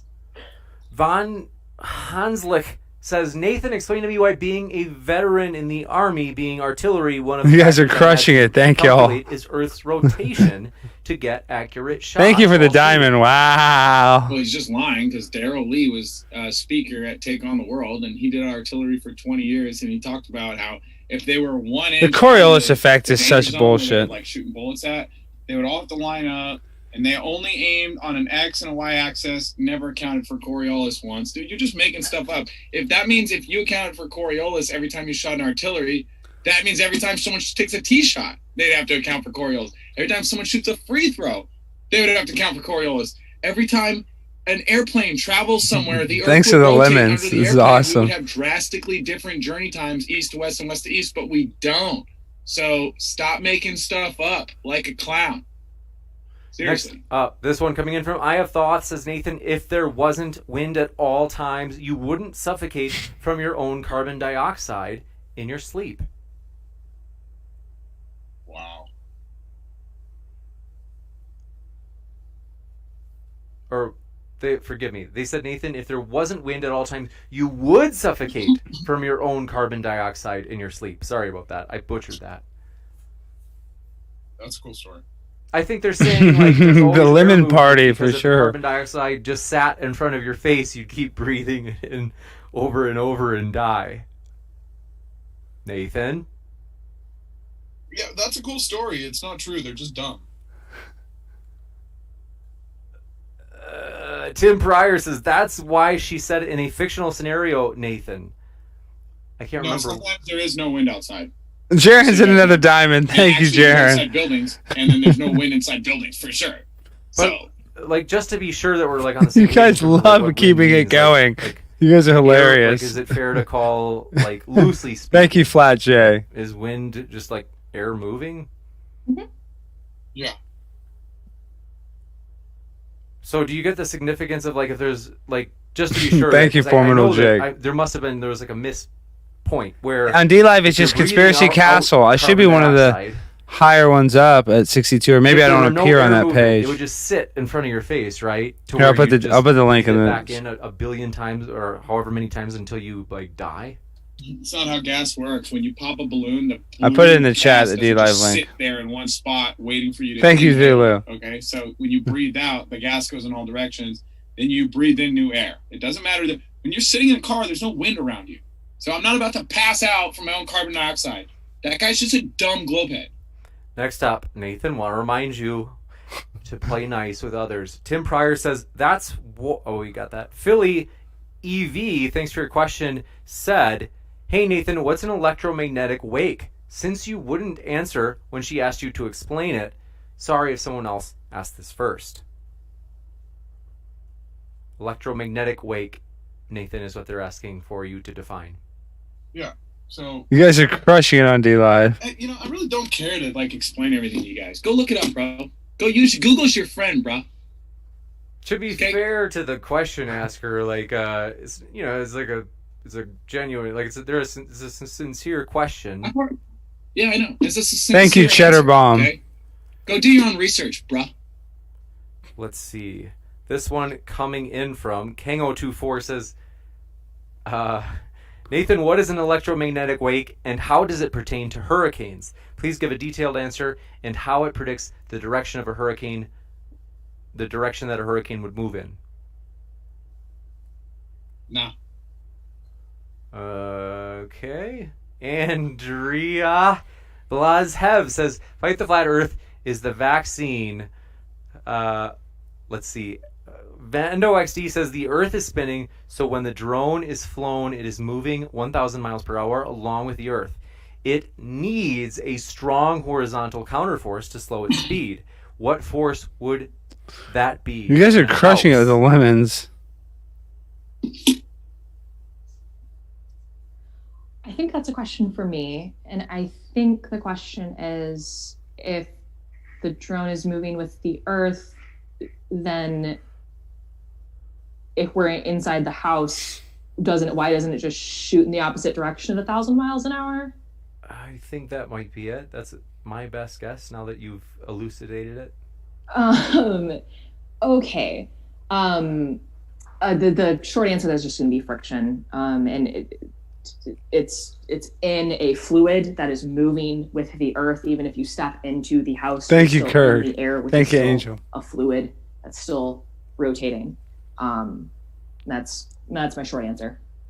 Gotcha. And thank you very much for this question coming in from Magellan says, Nathan, electromagnetic wakes are relevant to experiments involving plasma and, quote, relativistic electron beams. Nothing to do with the topic. Cool story, bro. Nathan, Mark Reed says, Nathan, what experiments have you performed to test the electromagnetic wake you proposed, and how have they been falsifiable? I never said I did. Next up, Top Hot 2 says, great job, Maddie, stepping in on such short notice. Nathan, could you please explain what an electromagnetic wake is and how it creates hurricanes? It doesn't create the hurricane. It just explains why they rotate in opposite directions. Magellan says, as a certified celestial navigator, I can tell you that the calculations involve spherical trigonometry. The Earth is a globe. It's a cool story. Cool story, bro. Nathan, I knew he was going to say that. I knew it. I knew it. Nathan, do the drone experiment in a building. Just don't let it track the floor or use GPS. That's why we use pendulums. Nathan. That wasn't a question, James. It's just globe zealots telling Next up, me truth nerds. stupid. Well, you can like attack it and try to dissect it, Nathan. I'd rather not. I'd rather get going. Hey, can you prove me to join the Zoom on my phone so I can get going, bro? I'm done with this Wi-Fi spot. These guys are boring, bro. Yes. 80 viewers on D Live. Heck yeah, let's go D Live. Let's go, baby, D Live. 80 viewers. In Iraq during Desert Storm when it was first used in a military D Live conflict. chains is crushing. Yes, you know flat Earth is nonsense. Nathan. That wasn't even a question, bro. So ask questions or let's just keep moving. Keep it pushing, bro. Nathan. They did. It was. They said how many GPS towers were in Iraq during Desert I don't know. Storm when it was first used in military conflict. I don't know. Google it, bro. Google's your friend. How would Nathan know that, though? I mean, to be fair. Being sassy. Let's see. They had said so they're saying basically that GPS does work is their point, Nathan. I'm not sure what you're up to over there. I can only see your sun guard. I am a shell. No, we're going to dump this in. I was going to go past 2 hours. We're almost done. Cool. But the lemons did come on when I turned on the thing. Tucked down to and bullied, and bullied is incredible. It's sad. Everybody wants to send a lemon. What can I say? It's funny. It's awesome. Thank you. It's sad that talking down to a debater is okay, honestly. Yeah, I mean, it's kind of like the Wild West up here. I mean, like, speakers know that. Maddie knew that. She's a big girl. Let me give you your kudos from Philly first. But long story short, Will Stewart, THFC Rant says, Nathan, if you want to know the truth, why not just ask Elon Musk? He is a non-government source. Oh, yeah. Nathan? Right. They're the people in D-Live. Thank you. $4 million a year from NASA. So what the hell are you talking about? Next up, Truth Nerds. Well, let's see. B-Ball for Life says, Nathan, if the air pressure is supposed to expand to the available space, why doesn't it expand to the... Nathan? Let me check if he's still here. Says, let's see. If the air pressure is supposed to expand to the available space, why doesn't it expand to the top of Mount Everest? Nathan may have left the building, folks. This is unexpected. I did not think that was going to happen. It may be an accident, so it may not have been a rage quit. He may be coming back. Let's just give him a moment, and we'll see. And in the meantime, what we will do is want to remind you folks that our guests are linked in the description. You can find their links down below. We highly encourage you to check out their links. We really appreciate both Maddie and every guest that we have come on the show, including flat earthers such as Nathan. If you're a flat earther, want to welcome you to Modern Day Debate. If you're a globe earther, we want to welcome you to Modern Day Debate, as we're a neutral platform welcoming everybody. And so, next question. Let me see if I can find more for you, Maddie, while we wait for Nathan to return. And let's see. Otherwise, I am a shill, actually. Because Nathan's not here to answer. Because now that all the lemons I stayed on, you're right. And another follow. Thank you, Sky Bears. Hi. Wow. I like that name. I have to read the questions. Well, he's back. Okay. He is returned. Let's see. Had me going there. I thought Nathan might have 83 viewers on D Live. Thank you. Wait, did he come back? Or Nathan, can you hear me? I see you are in the Zoom call, Nathan. Nathan, we have many more questions. Well, tomorrow we're going to be on Modern Day Debate. We need all of y'all. There's almost 87 viewers on D Live. I'm sure it's a lot of overlap, but if you guys all please come tomorrow, for the modern day debate. Well, I'll be live streaming on my channel as well, but I want you in the chat. Thank you very much for this question coming in from Brian Cornell for Maddie. He says, Maddie, how does a railgun take out another ship 100 miles away if it is a direct line of sight weapon? In other words, no curvature accounted for. 7 p.m. Central, 8 p.m. Eastern. Okay, sorry, my internet got a little unstable there for a second, but so a specific type of weapon that doesn't need to account for curvature? Correct, the ray gun. I think that was the question. Yes. Cool. I've shot weapons like twice in my life. So she's a gun expert. A strict answer for that. Sorry, James, can you read that question again? My internet messed up right as you asked it. And Nathan has returned. He is here. Thank you for coming back, Nathan. And that isn't, I think, is that your way of asking me to, okay, I'm letting you in via your phone. And this question was from Brian asking Maddie, how does a ray gun take out another ship 100 miles away if it is a direct line of sight weapon? Oh, the audio is bad. I think he's asking about rail guns. Zulu, Lemon Live. I think he's basically asking, how does a rail gun accurately fire at a ship 100 miles away without accounting for curvature? My gut there says it doesn't. I'm not an artillery person. I would need to look at like the specs of that weapon. So I'm gonna I'm gonna give the. It says Nathan and Austin on the login. My best Nathan hates that. I don't know right now. Gotcha. Liliaro says they were best buds at the beginning of the tour. As Nathan, Thy Messenger says, Maddie, why are you okay with NASA faking space and wearing wire harnesses? I'm not. I've definitely been to the moon. I've chatted with folks who have false. You're a lot. They lied to your ass. And I got to work with a lot of people that worked on those missions. Got to hear stories about how we get moon rocks back. I've looked at moon rocks. They're fundamentally different than Earth rocks. They're very cool. Gotcha. And Nathan, can you hear me? I have a question for you. She's a moon rock expert. I have a question. Okay. Oh yeah, I can hear you. Tim Pryor says, Nathan, fog is a form of gas. Please look it up. Nathan. Okay, cool. Next up, let's see. This one coming in from Anthony Dickinson says, nice victory, Nathan. Much love to you, brother. You got a fan out there as well, Nathan. And then this one coming in from B-Ball for Life. I think this is maybe when we lost you, Nathan. Said, Nathan, if the air pressure is supposed to expand to the available space, why doesn't it expand to the top of Mount Everest? It does. There is air at the top of the We're crushing with lemons. Thank you. Wow. Next up, Ben Miller says, Nate, please explain how light/increase in energy produces coldness, which is a decrease in energy. Yeah, well, that's the thing about the moon is the light from the moon is cold, and you just assumed all light is hot. So, no, moonlight's cold. Gotcha. And this one coming in from Itchik Hunt. Thanks for your super sticker. Says, next up, Witsit Gets Its RV. Let's see. Okay. Oh, please explain thermodynamics. Please, no. I've got a short answer. Sure. It's a kind of a terrible joke. No.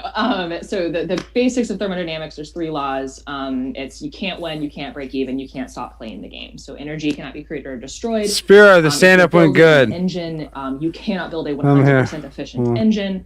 I'll put the link to it. The third one's kind of more complicated, but like you can't not play, right? You can't not. And tomorrow I'll be on this show, Modern Day Debate, tomorrow. This is from tonight. I don't have a short answer. My analogy breaks down with that one, but the first 2 are usually what's quoted.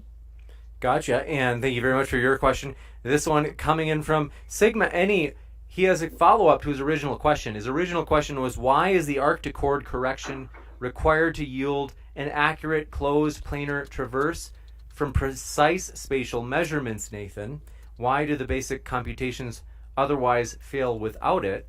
And then their follow-up question was, Nathan, you already know this, but for the audience, my previous question tomorrow night is measurement tools, not 8 p.m. Simple Eastern mistake. time on this channel, Modern Day Debate. Thanks for that clarification, Sigma Any. Yeah, that was a begging the question fallacy. I think he or she, I think they were just trying to clarify their question. This channel, Next, Modern Day Debate. Thank you very much for your, let's see, I think I may have missed one, so forgive me 1 second while I make sure I have not missed this. We're almost done for this evening, but tomorrow night is going to go buck wild. This one coming in from Ben Miller says, oh, we got that. And then, thanks for your question.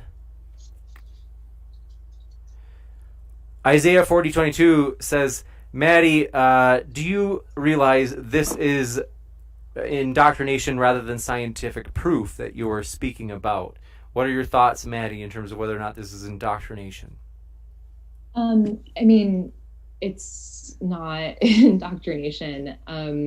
Just because there's a preponderance of evidence. Yeah, we're going to put on a stand-up show. As a matter of fact, in Dallas, we're going to put on a stand-up show and live stream it at the beginning of April. So that'll be fun. I'll do some comedy, and we'll get some other comics, and we're going to live stream it. And we're even thinking about doing it where we could vote, where people could vote a light, a red or green light, if they wanted to keep doing time. Claim is what is broadly taught.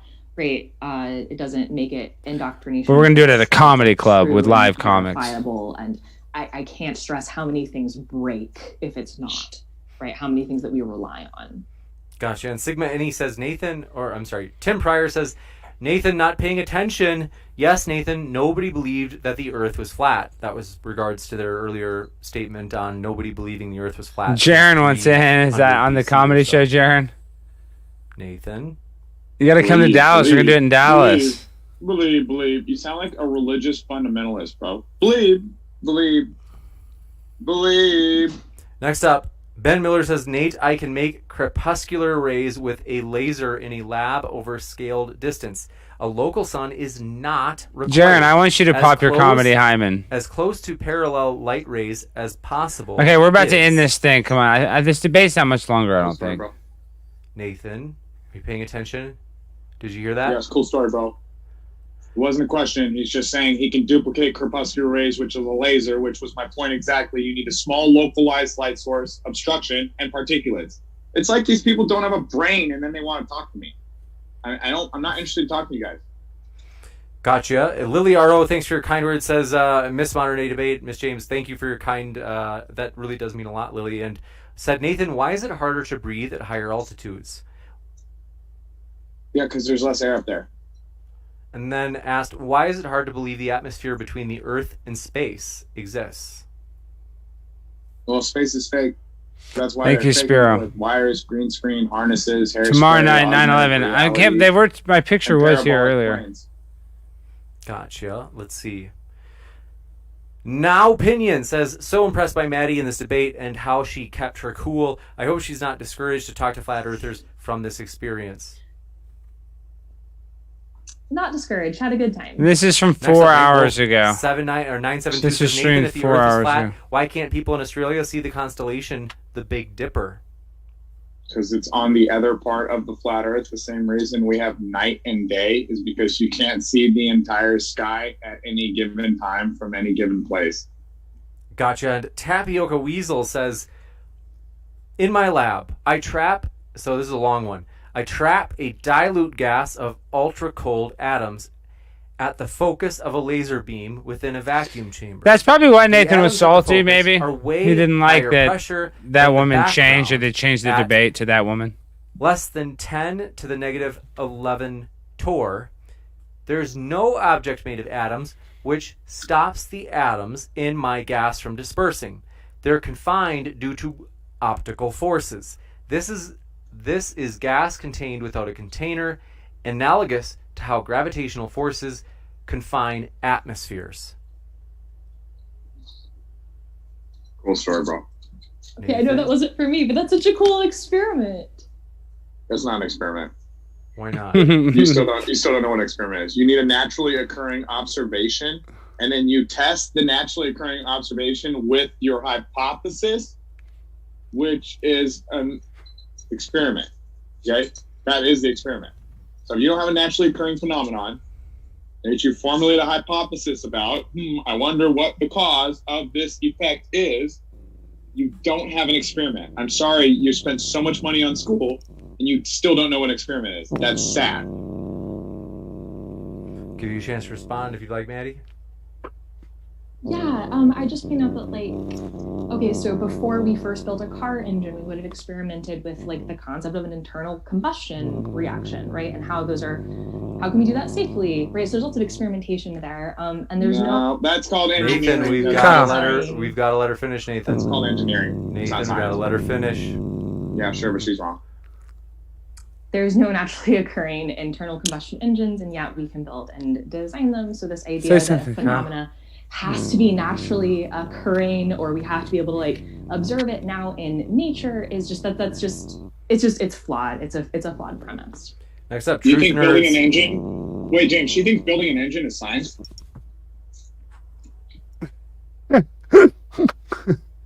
Hello, Maddie. You think building an engine is car? Next up, building an engine is science? Truth Nerds. Okay, cool. Truth Nerd says we don't have a closed formula for the three-body problem. Neither do we have for the circumference of an ellipse. Does this mean ellipses are fake? No, it just means that you don't have a three-body equation for mass, and that you can't predict anything on the heliocentric model. Congratulations. What a dumb question. Wow. Next up, 2 seconds. Just boomer tech over here. But do want to remind you folks, our guests are linked in the description. All right, here, we're about to end this, and we're about to watch... We're on all major podcasts. Hold on, hopefully that's useful to you folks if you have long drives or like listening to it on the commute or while cleaning, whatever it is. If you are listening via podcast, you can find our guest links there too. And thanks so much. This one coming in from Brian, let's see. Cider and Port says, how does Nathan account for the time zones on a flat Earth? It's currently 1:35 in the morning as I type this, which is Nathan's driving right now. This is so Please fun. don't dodge this. Okay, this is it. No, this that's is the very last simple. The sun circles around polar center, so when it's high noon over a certain area, it's not high noon over other areas. They have different times. I don't really like time zones. That's annoying. It works on a globe, works on a ball. I mean, whatever. Okay, look here. Let me show you this. This is what I want to show you. Tomorrow. Oh, well, now I'm covering myself up. Let me move. Tomorrow. You guys see this? Let me make myself small. But tomorrow we got the Flat Earth debate. I mean, 9/11 debate, not Flat Earth. Tonight is Flat Earth. Tomorrow is 9/11. You make it smaller. It looks bad like that. Let me make myself like this. Okay, so You can't duplicate crepuscular rays with the sun. sorry, my streaming software is all out of whack. Okay, well, this is what I'm trying to showcase. So tomorrow we got the 9/11 debate. So I want you guys all to be there, especially Zulu 1. Zulu 1, that's really most important if you're there. So I want to keep the lemon party going, but we're going to have to end this stream here pretty soon. It is 1:30 a.m. I have a busy day tomorrow. I think I've got to go to Tool, Texas and do some work. Go check out some stuff. So I'm on the grind all the time, typical. But tomorrow on this channel, Modern Day Debate, it'll be the 9/11 debate. You're going to hear, we're going to talk about it. And I also want to say in the chat, I don't want to play the stand-up because I'm going to get a bunch of, I'll get a strike for it. But if you guys, this is it from last night. And I don't want to really talk, I literally don't want to play it on my main channel because I don't want to delete this. I want to keep the stream up just so people see I'm creating content. If you don't have content every day, you don't gain subscribers. And then I think people get unsubscribed from my channel. So I'm saying, I had a stream earlier and we talked about stuff that I had to take off. And the stream I just had with that debate, I think it'll be fine. So I'd like to keep this stream up. That's why I can't play the audio. But guys, in the chat, I want you all to go. I'll put it right now. If you guys want to, go watch the the stand-up. Well, let me tell you a little bit about the experience. So this was at an all-black club, and I talked about, well, you know, it's like, am I going to get a strike if I play it? I mean, just go link it. We'll link it because I'll make a video talking exactly about it. But this is at an all-black club in South Dallas, and I talked about the Tuskegee syphilis experiment, and everybody was really receptive. As a matter of fact, not all, multiple people came up to me and wanted to talk to me, and they're like, wow, you're speaking the truth. You're dropping too many facts. And that's what happens. Like, I'm not a very smart person, but sometimes when I pontificate and I get going, when I start speaking from my gut, I just start spitting out facts. You know, I regurgitate what I know. So, you know, that's what I'm saying is it's going to be like that tomorrow night with the 9/11 debate. So I have to have some sort of bedside manner. That's my problem. I don't want to be like Nathan and have no bedside manner. And I'm primetime 99 Alex Stein, so you know I go buck wild. But I got to figure out a way to have some sort of bedside manner tomorrow during the debate. But here, last night, I was on the grind all the time. I just put it in the chat. Let me see if I can pin it in the chat. In the chat, it's pinned. Go watch this video. Well, I'm not even logged into it. I want you to go watch this. It's going to get a strike for the things I talked about because I've gotten 2 strikes for medical misinformation. It sucks on my main channel that we got to talk like this, but we're going to be able to talk about all this stuff on the, you know what it is, on the patrons only stream March 31st. We're going to be able to talk about all the kind of, you know, stuff that's mainly censored. So it's, you know, annoying. It's just annoying. I feel like a cuck. I just hate it. I'm sick to my stomach. I can't even play this video. It makes me just sick. But I don't want to lose this channel because they want to kick me off YouTube. And my backup channel 2.0, I can't stream on either. That just got off a strike. That's going to be 90 days basically till there's off 2 strikes. I got them within a week of each other. So like any minute they're going to strike an old video and that channel's gone. And technically I could lose all my channels if you lose one channel. So it's like, oh my gosh, it's such a pain in the ass. It's such a stressful thing as an everyday broadcaster. I want to come on here and talk to you guys, but every second I have to worry about my channel being lost, and I got to do all these things to subvert, you know, the censorship. It's an absolute, that's my only complaint. It's an absolute nightmare that I can't just post whatever I want and just let it be free out there. And so I got to do it now. All this way, it gets so confusing. I can't even find my own content. It's pathetic, you know. That's what I'm saying. Spiro, you got a video with 550K, 500,000 views. You're way bigger than me. I mean, but the thing is, I'm nothing. And dude, I'm getting crushed. I'm a nobody and I'm getting crushed. And I try to be very cognizant of what I say, even when I got the last 2 strikes. I've been, you know, trying to use code words and you know, language that wouldn't necessarily get picked up by the artificial intelligence, you know, the transcribing software. But that's all it is. So we're fighting such an uphill battle that it makes it really tough to get. I mean, I'm excited to do this. I'm doing this for the love of the game. I know I'm getting a lot of lemons on D-Life. They just made that where I can get lemons again. They took away my lemons thing. That's new, and now I'm getting a bunch of lemons, so I really appreciate that. I can't believe that's back. I guess I was X-rated content, and now I guess the X-rated content can get lemons again. So that's cool on D-Life. That's cool. But the censorship battle is unbelievable. I can't even play my own stand-up comedy. But there's going to be more comedy. And to be honest, this is kind of cringe. I didn't do that well because I didn't really prepare. But once I'm really prepared and I write some jokes, it's going to be awesome because we're going to live stream a comedy show. And I believe what we'll do on the comedy show, I've been talking to some, you know, a comic buddy of mine. We're going to like maybe do a red light, green light thing where, you know, it'll be live for people to be watching. And we'll be able to, you know, keep the person going or you know, kick them off or do some sort of talent show live. Just kind of mix it up, try to create some sort of crazy content because I want to be diversified with the Conspiracy Castle.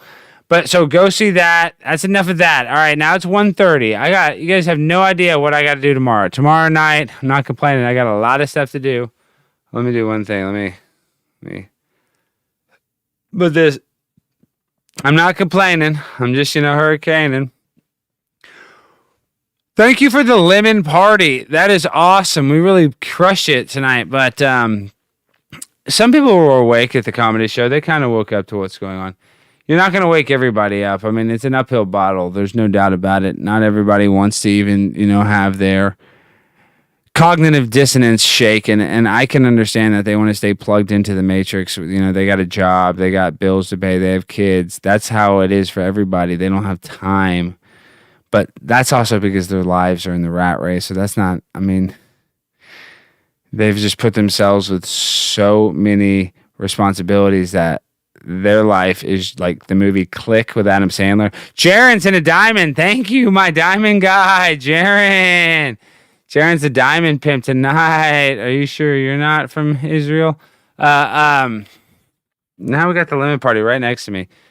Well, we're going to wrap things up. Everything is by design. But tomorrow night, I'm going to be going live simultaneously on the Conspiracy Castle. But I also want you guys to participate in the chat. I see Spiro. We got to get Monty if maybe we can get a room raid on the modern day debate. Well, I don't know if they fit the qualifications for a room raid, so that might not be true.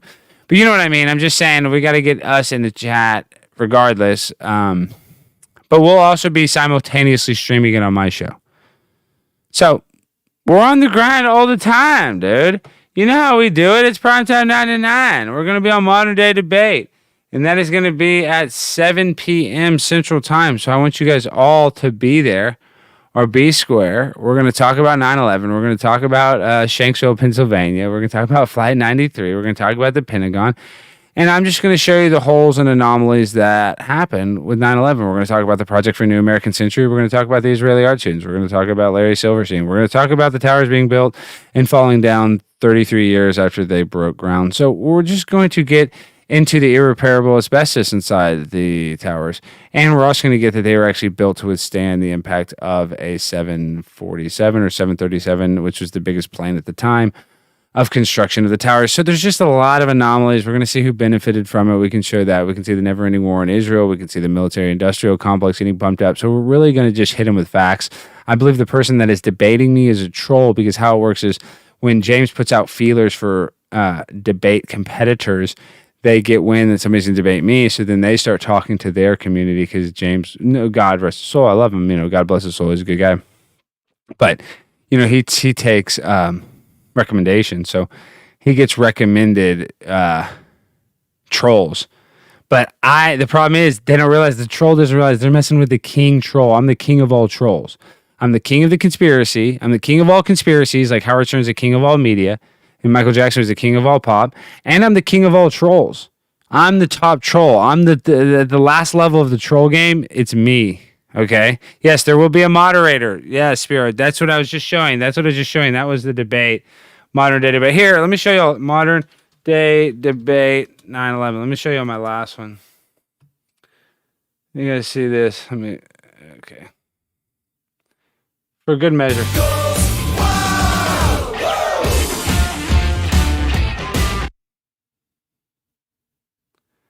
Now let's check it out. Let's see if the audio is good. Look at Conspiracy Castle from a while ago. The idea that we're one and the same, that's a conspiracy theory unto itself. And you can find me, my hot conspiracies. And for those of you who aren't up on conspiracy dork lingo, that means made it happen on purpose as opposed to lie hop, which is let it happen on purpose. And I do want to say that we can speak briefly about why we think that there will be probably two moderators. There'll be moderators at some point in the chat if we get there. But that's the thrust. My hop. Okay? Epstein obviously didn't kill himself. No way. Here we go. Okay, so guys, 9/11 conspiracies, like most conspiracy theories, rely on a combination of cherry-picked statements or cherry-picked elements of reports, often statements set on the ground during the chaos of an event, which often are not reliable, a complete lack of understanding of basic science, dubious claims made by experts who are often far from experts, false arguments of incredulity, and basic feels. I'm going to delve further into some of these things as to why these things are often specious and should not be trusted. But right now, I want to say that originally the person who I was supposed to be debating was a YouTuber known as Zendrius. I got to show you an email, Spiro. Okay, I'll find your email. This portion of my opening statement easy because he starts one of his 9/11 videos by saying this. Okay, it says on the screen, the assumptions of 9/11 debunkers. So these are supposedly assumptions of 9/11 debunkers. 1, it would have taken months to wire the buildings, and it would be impossible to plant enough explosives on enough floors without getting caught. 2, no proof of demolition charges. Wires, detonation cords, or shape charges were found. Thus, no evidence for explosives involved. 3, there were no loud explosions associated with explosive demolitions. 4, it would be impossible to keep this conspiracy secret. And finally, World Trade Center 1 and 2 were not demolitions because the destruction started where the planes impacted and not at the bottom. Well, guys, these aren't assumptions of 9/11 conspiracy debunkers. They're reasons why Zendrius is wrong. They're just about all clear-cut facts that truthers can't explain away with at least suitable explanations. So now there's certain elements to 9/11 that to truly have an inside-out handle on, you need to have degrees on things like structural I gotta get back in the weight room. I was a little lighter in September. But then there are very basic, uncontroversial facts that we can deduce with pure, simple reason, things that we can all probably agree on. One fact that I'd mention is that the Bush administration had a long-standing desire to invade Iraq previous to 9/11. Next is that they didn't then decide to blame 9/11 on Iraqis. They chose instead Saudi Arabians, who happen to be our biggest allies in the region. All they had to do, if invading Iraq was the goal, was to simply say that the attackers were Iraqis, but they didn't. Now, that would only make sense if you believe... Well, the Project for a New American Century had 7 countries, not 1. Absurd degree. And if either of those are the case, then how the hell could they accomplish 9/11 in the first place? Now, because I don't want to spend my time right now fumbling so I can show you a video, I can show this later if anyone requests it. I'm going to read a brief transcript of a firefighter who was on the scene. It was taken before the World Trade Center 7 collapse. For those of you who don't know, or rather most conspiracy theorists claim that World Trade Center 7 was a controlled demolition. So Fireman Miller says, as he's seeing World Trade Center 7 burn, you see the white smoke? You see the thing leaning like this? It's definitely going, this is important, it's definitely going to fall. There's no way to stop it because you have to go up in there and put it out. The structural integrity is not there in the building. Now, I bring this up to make several points.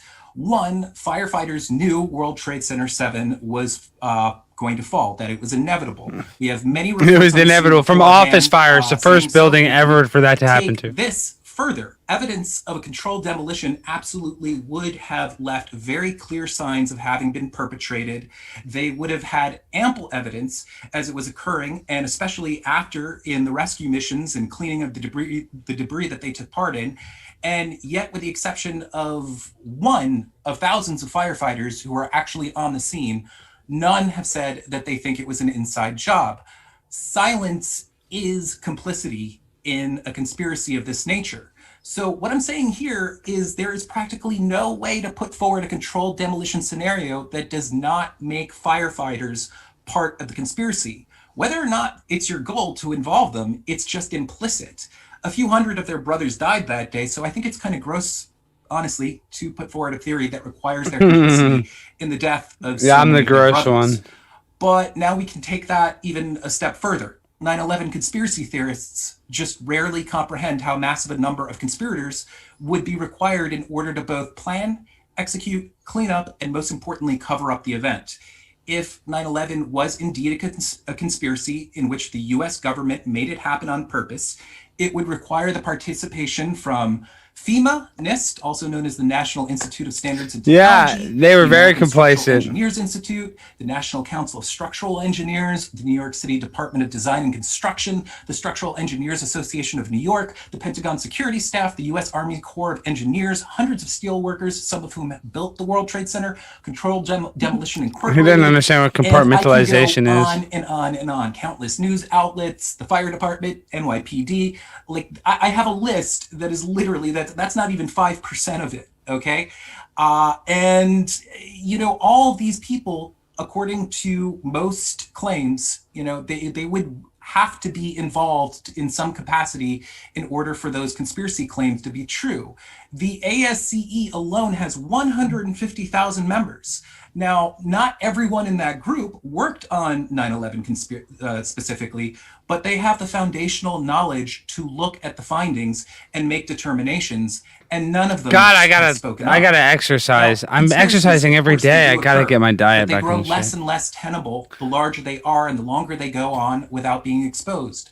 People talk. There would be a leakage problem. We have no shortage of countries who would give those willing to speak up safe harbor. Yes, a lot of countries speak up to expose such a thing, and that's another point. If the conspiracy there's over 1 million Muslims that have died that would speak up. And enemies of our country attempted to get their scientists to publish a plausible paper that would gain the attention of various scientific societies and build a case. It's because they can't. They would if they could, but they can't. To finish up, I believe my opponent will make a variety of common conspiracy claims, some true, many not, that just appear to poke holes at the conventional explanation. Things like, how could the towers fall into their own footprint? Well, they didn't. There's plenty of aerial footage showing an extremely large debris field, and plenty of surrounding buildings were severely damaged. Another common example, $2.3 trillion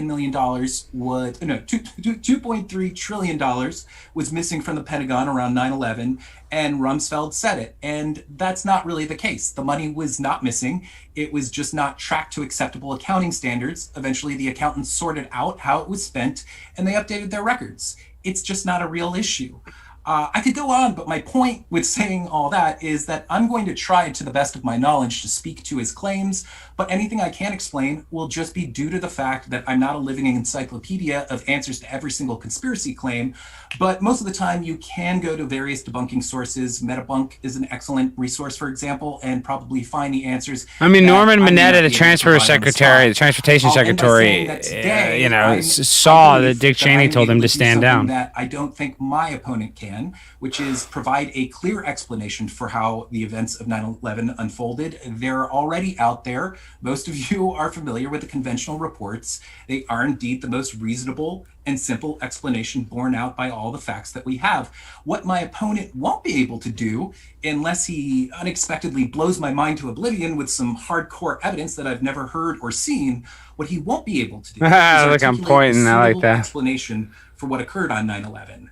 How what occurred, unless, of course, he changes his stance and agrees with me that the events of 9/11, as conventionally reported, are indeed true. Wonderful. Thank you so much, Vadim. Go ahead, Alex, and you can go ahead and open. Wow, Vadim, I really enjoyed your arguments. But, guys, I have to start with the first thing is that you said, Vadim, you said, before I get on my rant, guys, Vadim, you said that you wouldn't be able to put explosives in the building, but we're going to talk about the Israeli art students. So let me just tell you basically about 9/11. The official story of 9/11 is that 18 Saudi Arabian hijackers with box cutters were able to defeat the #1 military government in the world and knock down not only 2 towers, but 3 towers with 2 planes. And the Flight 93 that fell in Shanksville, Pennsylvania, not 1 ounce of debris. It went into the ground, actually liquefied and hardened. That's the official story. So that's impossible for Flight 93, the official story of Flight 93. The fact that there's no debris. So we're debunked right there. Now you look at American Airlines Flight 77 that went into the Pentagon. Why would the Pentagon only give us 3 frames? There was supposedly 77 cameras at gas stations all around that had footage of it, and the FBI went and hid that. So why do they have so much to hide? So basically, I'm coming from it, the social engineering part. The reason why the attacks on 9/11 happened and why it was an inside job was to start a never-ending war and pump up the military-industrial complex so we would destabilize the Middle East to help Israel. Yes, that's right. I'm coming with the truth. Israel and the United States conspired with Saudi Arabia. Saudi Arabia was the fall guy. They were involved the most because Saudi Arabia, they want to be the strongest Muslim country. So when America will go and destabilize Saudi Arabia for Israel, we're doing the bully. We're the big bad bully for them. And guess who benefits from that? The military industrial complex. If we change the financial system of America, we could literally give universal health care and we could end homelessness with the money in our military industrial complex. But we don't, because what they have to do is they have to create a fake boogeyman, Osama bin Laden, so that we are under what is called trauma-based mind control, so that we will all agree to go start a war against a country that won't even attack us. And the reason why they did 9/11 was to install the Patriot Act. The Patriot Act is it gives the United States government the ability to look at your emails and look at your phone calls without a search warrant in order to protect you from a terrorist. But yet no terror attacks ever happen in the United States. The chance of you and I being a victim of a terror attack is the same as getting struck by lightning. It's basically impossible. Yet they're going to take away your First Amendment rights. So that's the same thing what's going on now. They use fear to manipulate us, because once we are in fight or flight, we only act impulsively. We don't act smart.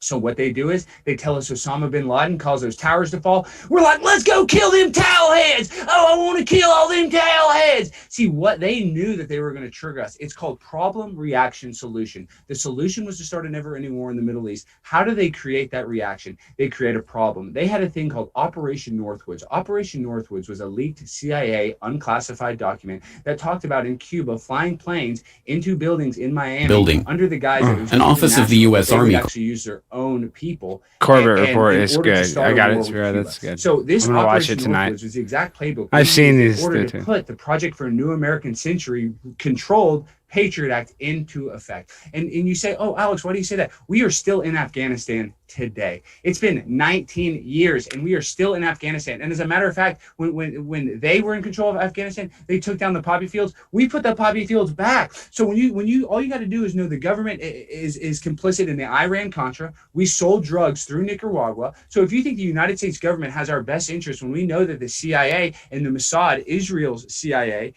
conspired to plant these buildings with explosives. You're like, oh, that's impossible. Guess whose brother was in charge of security? A guy named Marvin Bush. George Bush's own brother was in charge of security. And then there's a thing called the Israeli art students. They did an art project called the Bee Thing, where they took out one glass pane, they put out a fake balcony, and they had people come up to the 92nd floor and take pictures with a helicopter. And they did it under a art project. And see, that is what they call performance art. It's like Marina Abramovich. And I'll show you the B thing. I'll pull that out. See, these occultic people. See, 9/11 was an occultic ritual. They took down those two towers to build one tower. It's that deep. When this building was designed in 1968 by the Rockefellers, they knew that it was going to come down 33 years later. That's how planned this was. And I know we're taking it really far, and I might be blowing your mind, but see, the thing is, I see you in the cool shirt, you got the painted nails, you're creative. These people, these occultic people, are even more creative than us. They created the idea of being edgy and cool. And so when you see these terror attacks on 9/11, you actually think a guy in a cave named Osama bin Laden was able to defeat the #1 military in the entire world.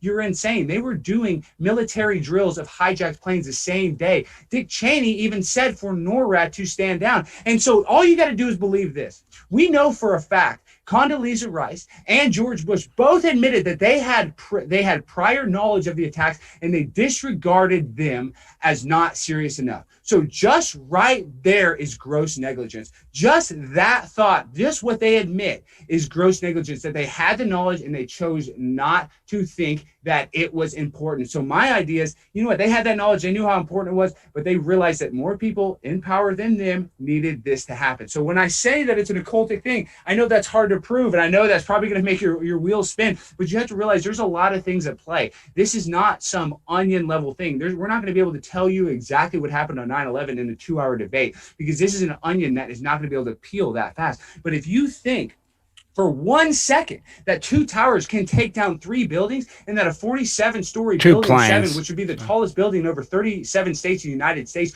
would fall down from office fires, when no building has ever done that. We have buildings, the Mandarin Oriental Hotel burned for 6 hours. No building has ever collapsed from fire, except for the 3 that collapsed on September 11th, 2001. And so when you just look at those facts, and you look at the fact that the firemen's boots were still melted 3 weeks after the fact, and then you got to go to Larry Silverstein. Larry Silverstein was the guy who got the leaseholder of 9/11. He would have his breakfast every morning at the Windows of the World restaurant at the 107th floor. The day he had breakfast every day, 9/11, he had a dermatologist appointment and wasn't there. And not only was he not there, his entire family wasn't there. And guess how much this Larry Silverstein benefited? $4.7 billion, because he benefited from the insurance policy twice, because he got 2 terror attacks. So I'm telling you, if you don't realize this is an insurance scam, and when I say Larry Silverstein, that is a guy that is an Israeli Zionist. So he is the one that benefits from this. And I'm not anti-Israel. My name's Alex Stein. I'm just saying you have to look. Who is at the biggest threat? It's the Jews in the Middle East. So what do they want to do? They want to create a false flag terror attack that Dick Cheney was complicit in because he wanted his company Halliburton to get a huge boost. And when I tell you the military-industrial complex is real, it's 100% real. And they take the majority of our budget. And see, that's the problem. Unless we can get 9/11 truth out there, we're never going to be able to restructure our military-industrial complex budget, and we're never going to have true freedom. We're never going to have universal health care. And we could have all these things, but we have a bloated budget that they use trauma-based mind control to scare you and me. Thank you, Kyle. Victim of a $5. attack. Thank you, so dude. They can waste a bunch of money. You're a great supporter, Kyle. Thanks. And this started in 2001. What that was the induction into the new world order. Now, what they're doing now is with the COVID, they're trying to get us into the one world order, the social credit system. You know, that's going to show we're the new normal. We're never going to go back to life before COVID. And just like 9/11, you'll never go to life like it was September 10th, 2001. We'll never go back to that life. And they did that on purpose because they wanted to cause, like I said, trauma-based mind control. Every single student in the world at school, they turned it on. They turned on the TV to watch the second tower fall from a plane crash. Now, what that is, that's a snuff film. The snuff film goes into your brain and it is tattooed on a kid's brain. So that, like I said, that is a pure trauma-based mind control, subliminal programming in order to scare you so that you will give the government more control of your life. That's what we do, is we give away some of our rights in the guise of being protected with safety. And that's what 9/11 did. It was the biggest transfer of rights through the use of fear that has ever happened in the history of mankind, except for what is currently happening with COVID-19. Thank you. All right. We'll now take it into open discussion. If you want to take it away, guys. So is this a discussion or is this a rebuttal to what he just said? Feel free to have an open discussion. Okay, well, I just want to hit a few things real quickly. First of all, there absolutely is debris for United 93. All you have to do is Google it. Look, just Google images. You'll find it. No. The footage that you're talking about that you said hasn't been released absolutely has. You can go to the channel CJ Newsom. There's no footage. No. You can go there right now. There's plenty. They released all the footage. There's not plenty. of a plane going down. You're wrong. Yeah, There's no footage you're of a plane hitting a absolutely building. There's you are absolutely incorrect. You don't know what you're talking about. Okay, there's no footage. Well, guys, it's getting late. Spiro, tomorrow, I want you guys all in the chat. I'm about to go play a little 9/11 and go to bed and relax and get my mind right. But this debate is good. Here, I'll put the link to it if you guys want to watch. We'll be on the Modern Day Debate, the same channel. And, link to... We're going to put it... I put the link to it. All right, I'm going to get some rest. We're here at the Conspiracy Castle. We're on the grind all the time. You know what I mean? We're not joking around. We're grinding and shining all dang day. $5, Kyle. Thank you for the donation. Anybody else wants to donate, you go to conspiracycastle.live and you can donate. But you don't have to. Everything's free except for the patrons only stream. That's $1. It's going to be too hot for TV. Tomorrow night's going to be fun. I'm excited. I always love a good debate. I'm sure there's going to get some arguments. I'm going to try to be calm, though. Everybody seemed to like my calm debate. So make sure to be on the channel. I want you guys on the channel with me so you guys can keep me in check, keep me in line. I need my own fans to help, keep me in line. But with that, guys, I just want to say I love y'all. Oh, let me see if there's the lemon. How do I draw out the lemon boxes? 135 lemons. The lemon party finally stopped, it looks like. Gosh, that went on forever. We crushed it tonight. I got 3,000 lemons. I don't know what that equals, but that's a lot of lemons. That's a player and a pimp on a blimp eating shrimp. I love you guys all. You guys have all been great. It really don't matter at all. DJ Assault, aka Craig Diamonds, y'all. Yo! We gon' get naughty, y'all. Ready to party with the girls with naked bodies, y'all. Okay. So strip tease, get on your knees. Dab. Cops, y'all freeze. Illegal shit, we gon' leave confidential. This is what I'm giving. Thank you guys for being here tonight. It's Primetime 99. Alex Stein on the grind all the time. Tomorrow night, Jaren won. Yes, Jaren's the winner. 23.7, Jaren. Tomorrow we are going to make that cash. That mental cash. We're going to grind and shine tomorrow night. I want you guys all there. Primetime 99. Alex Stein is going to be on the grind. And I can't do it without y'all. Thank you for watching tonight. We're going to be Rowdy Roddy Piper. I'm going to be like The Undertaker and Mankind. Stone Cold Steve Austin. All in a blender. Milkshake WWE style. I love you guys.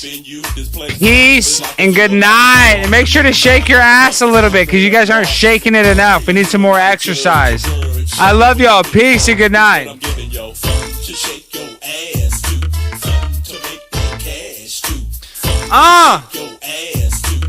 Something to make that cash too. Let's go. I love y'all. Peace and good night.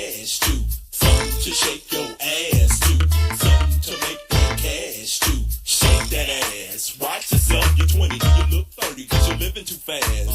You really need to slow it down, girl. I know you in and out of town, girl. Detroit there, you really looking like a clown, girl.